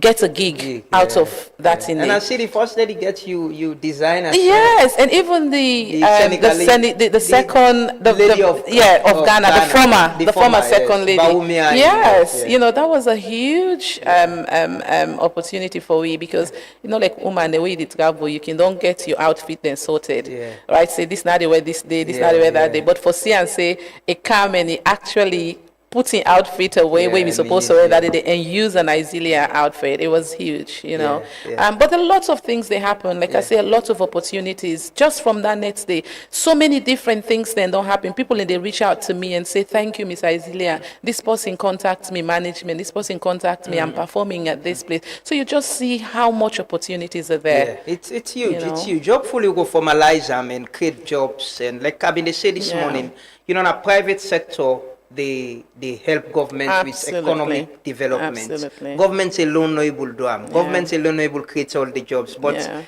if young people can get jobs, the economy they go, they get money, they able to go buy, able to go to a restaurant, go to a hotel, and the sector they grow. That is how we grow the economy and help people. Hopefully we will get there. But I want to thank you so much, and I appreciate that so they get this conversation. We commitment now that we need we committed to be having this conversation so that now we on support to the creative industry. So people go aware. You know, go see somebody where they do the run way no more. You think saying idleness. If you see picking Panam, it's a big industry. You know, the better out of them. If you begin to sing, support them. It can be beneficial to in family, just like how it be to other people. So let we create that and get that understanding. We get send the left. We are coming conclude. Continue for stay with me briefly. Thank you so much, Isa too. Thank you, Kate, and thanks Swad. I go watch the movie too, man. We'll take a quick break. Thanks. Because the way a man handles a situation in the presence of the woman he wants to end up with helps to boost her confidence and gives her room to study his emotional capabilities, which eventually leads her to be comfortable. Oh my God. Are you okay? They love to travel around the world, they love gifts, and they love to have fun. Perfect match. You can see him from your color, your fair, he's fair. A proper sharp Gen Z for you. Dating two men at the same time and you can't make a decision about it, that's so irresponsible. I think there's another man in the picture trying to make her as a woman. I don't want to ever see Timmy in this house. I need to rest. I need to freshen up. He's my father. Are you some dumb son? Big point of correction. I've never dated two men at the same time. When your heart finds love with someone, you do not need any seer to tell you.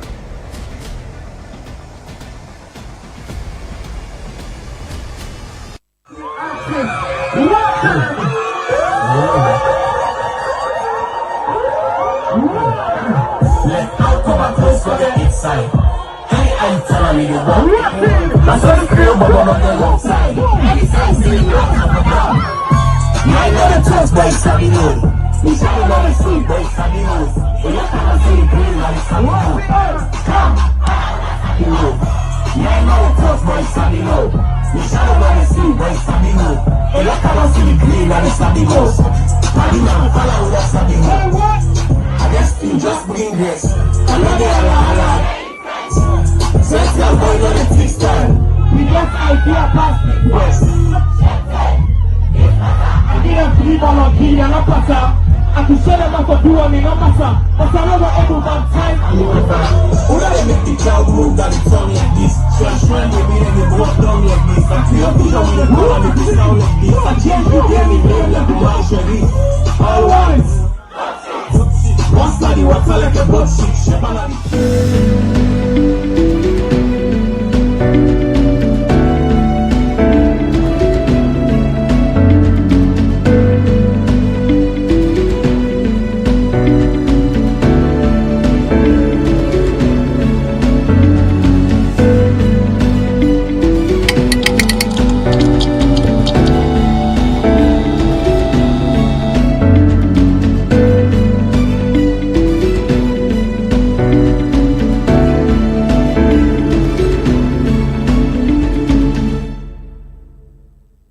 Well, thanks to we guests this morning, and it's been a very good conversation from Martina of the Sierra Leone Bar Association, aspirant for the presidency.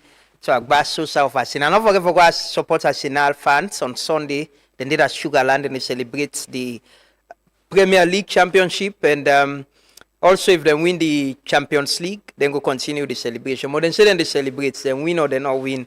And one for wish them the very best. And me, personally, I wish them the very best on Saturday. And pray say them go win the Champions League. So we all go celebrate with them. But thanks to Kate, thanks to Isa too, thanks to Swad. AYV Films, they launch a movie tomorrow, The Measure of a Man. Now the AYV compound na Wesley Street. You can go there and support them as well. And be part of them. Well, yeah, now they end the program this morning. And we therefore bring you live coverage of the official commissioning and the launch of the government printing department with an refurbish. It looks good now. But settle meets back next week. I want to say very many thanks to our viewers and listeners and we colleagues them in the regions where they connect with through with partner radio stations. Them we appreciate our time so much and thanks to my colleagues them, the technical and production team. And we return again next week. Till on Friday, TGIF, we can close the shrine. Well, we'll get another shrine outside. But the studio shrine, they close for the time being. We'll never make a shrine be here, where we finish them, we'll invite people who can see them. We build in a space as well for creative people and say we young people go, they come and express themselves freely. Because it's important that we support young people for, realizing potential. So we'll meet back next week. Thanks to my man DJ Flex, the Minister of Enjoyment, Motolani, Simon, Joshua, and everybody. We support the program. We social media manager, Ibrahim Mansari. So we'll meet back next week. Have a lovely weekend. Enjoy yourself responsibly. And it's a weekend of football, actually. Arsenal will be playing against PSG now the finals of the Champions League. And I think Eastern Lions gets a game this weekend. Don't forget there is the Sierra Leone Premier League where they play as well.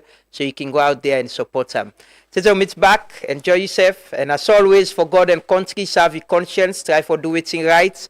Avoid everything wrong. Be a law-abiding citizen. Play your own part for change this country because we all get a role for play for make Salone a better place. And as always, remember that the true 90 always lies. So meet back. Bye-bye. Have a lovely weekend. Respect to all Massive and crew. It's been a long time you've been away from home. That's why me come back. When me sing things up and me bring you these conscious reggae vibes. Jah be my guide. Rastafari. Papa, you been tell we say make we trust the process. But man, it is called the progress of the process. We are in suit and tie and dirty character. Thief man, they all a thief now. This is them batter. I Rasta man, me know Eric Cock and Bull. Me represent blue, white and blue. That's what me have to do. You meet the water dirty, you know it make me settle. And then you jump beside, you don't dirty and more. Thief man, they all a thief now. This is them batter. Salon they go behind. Who that now we go believe? Oh, this not wrong.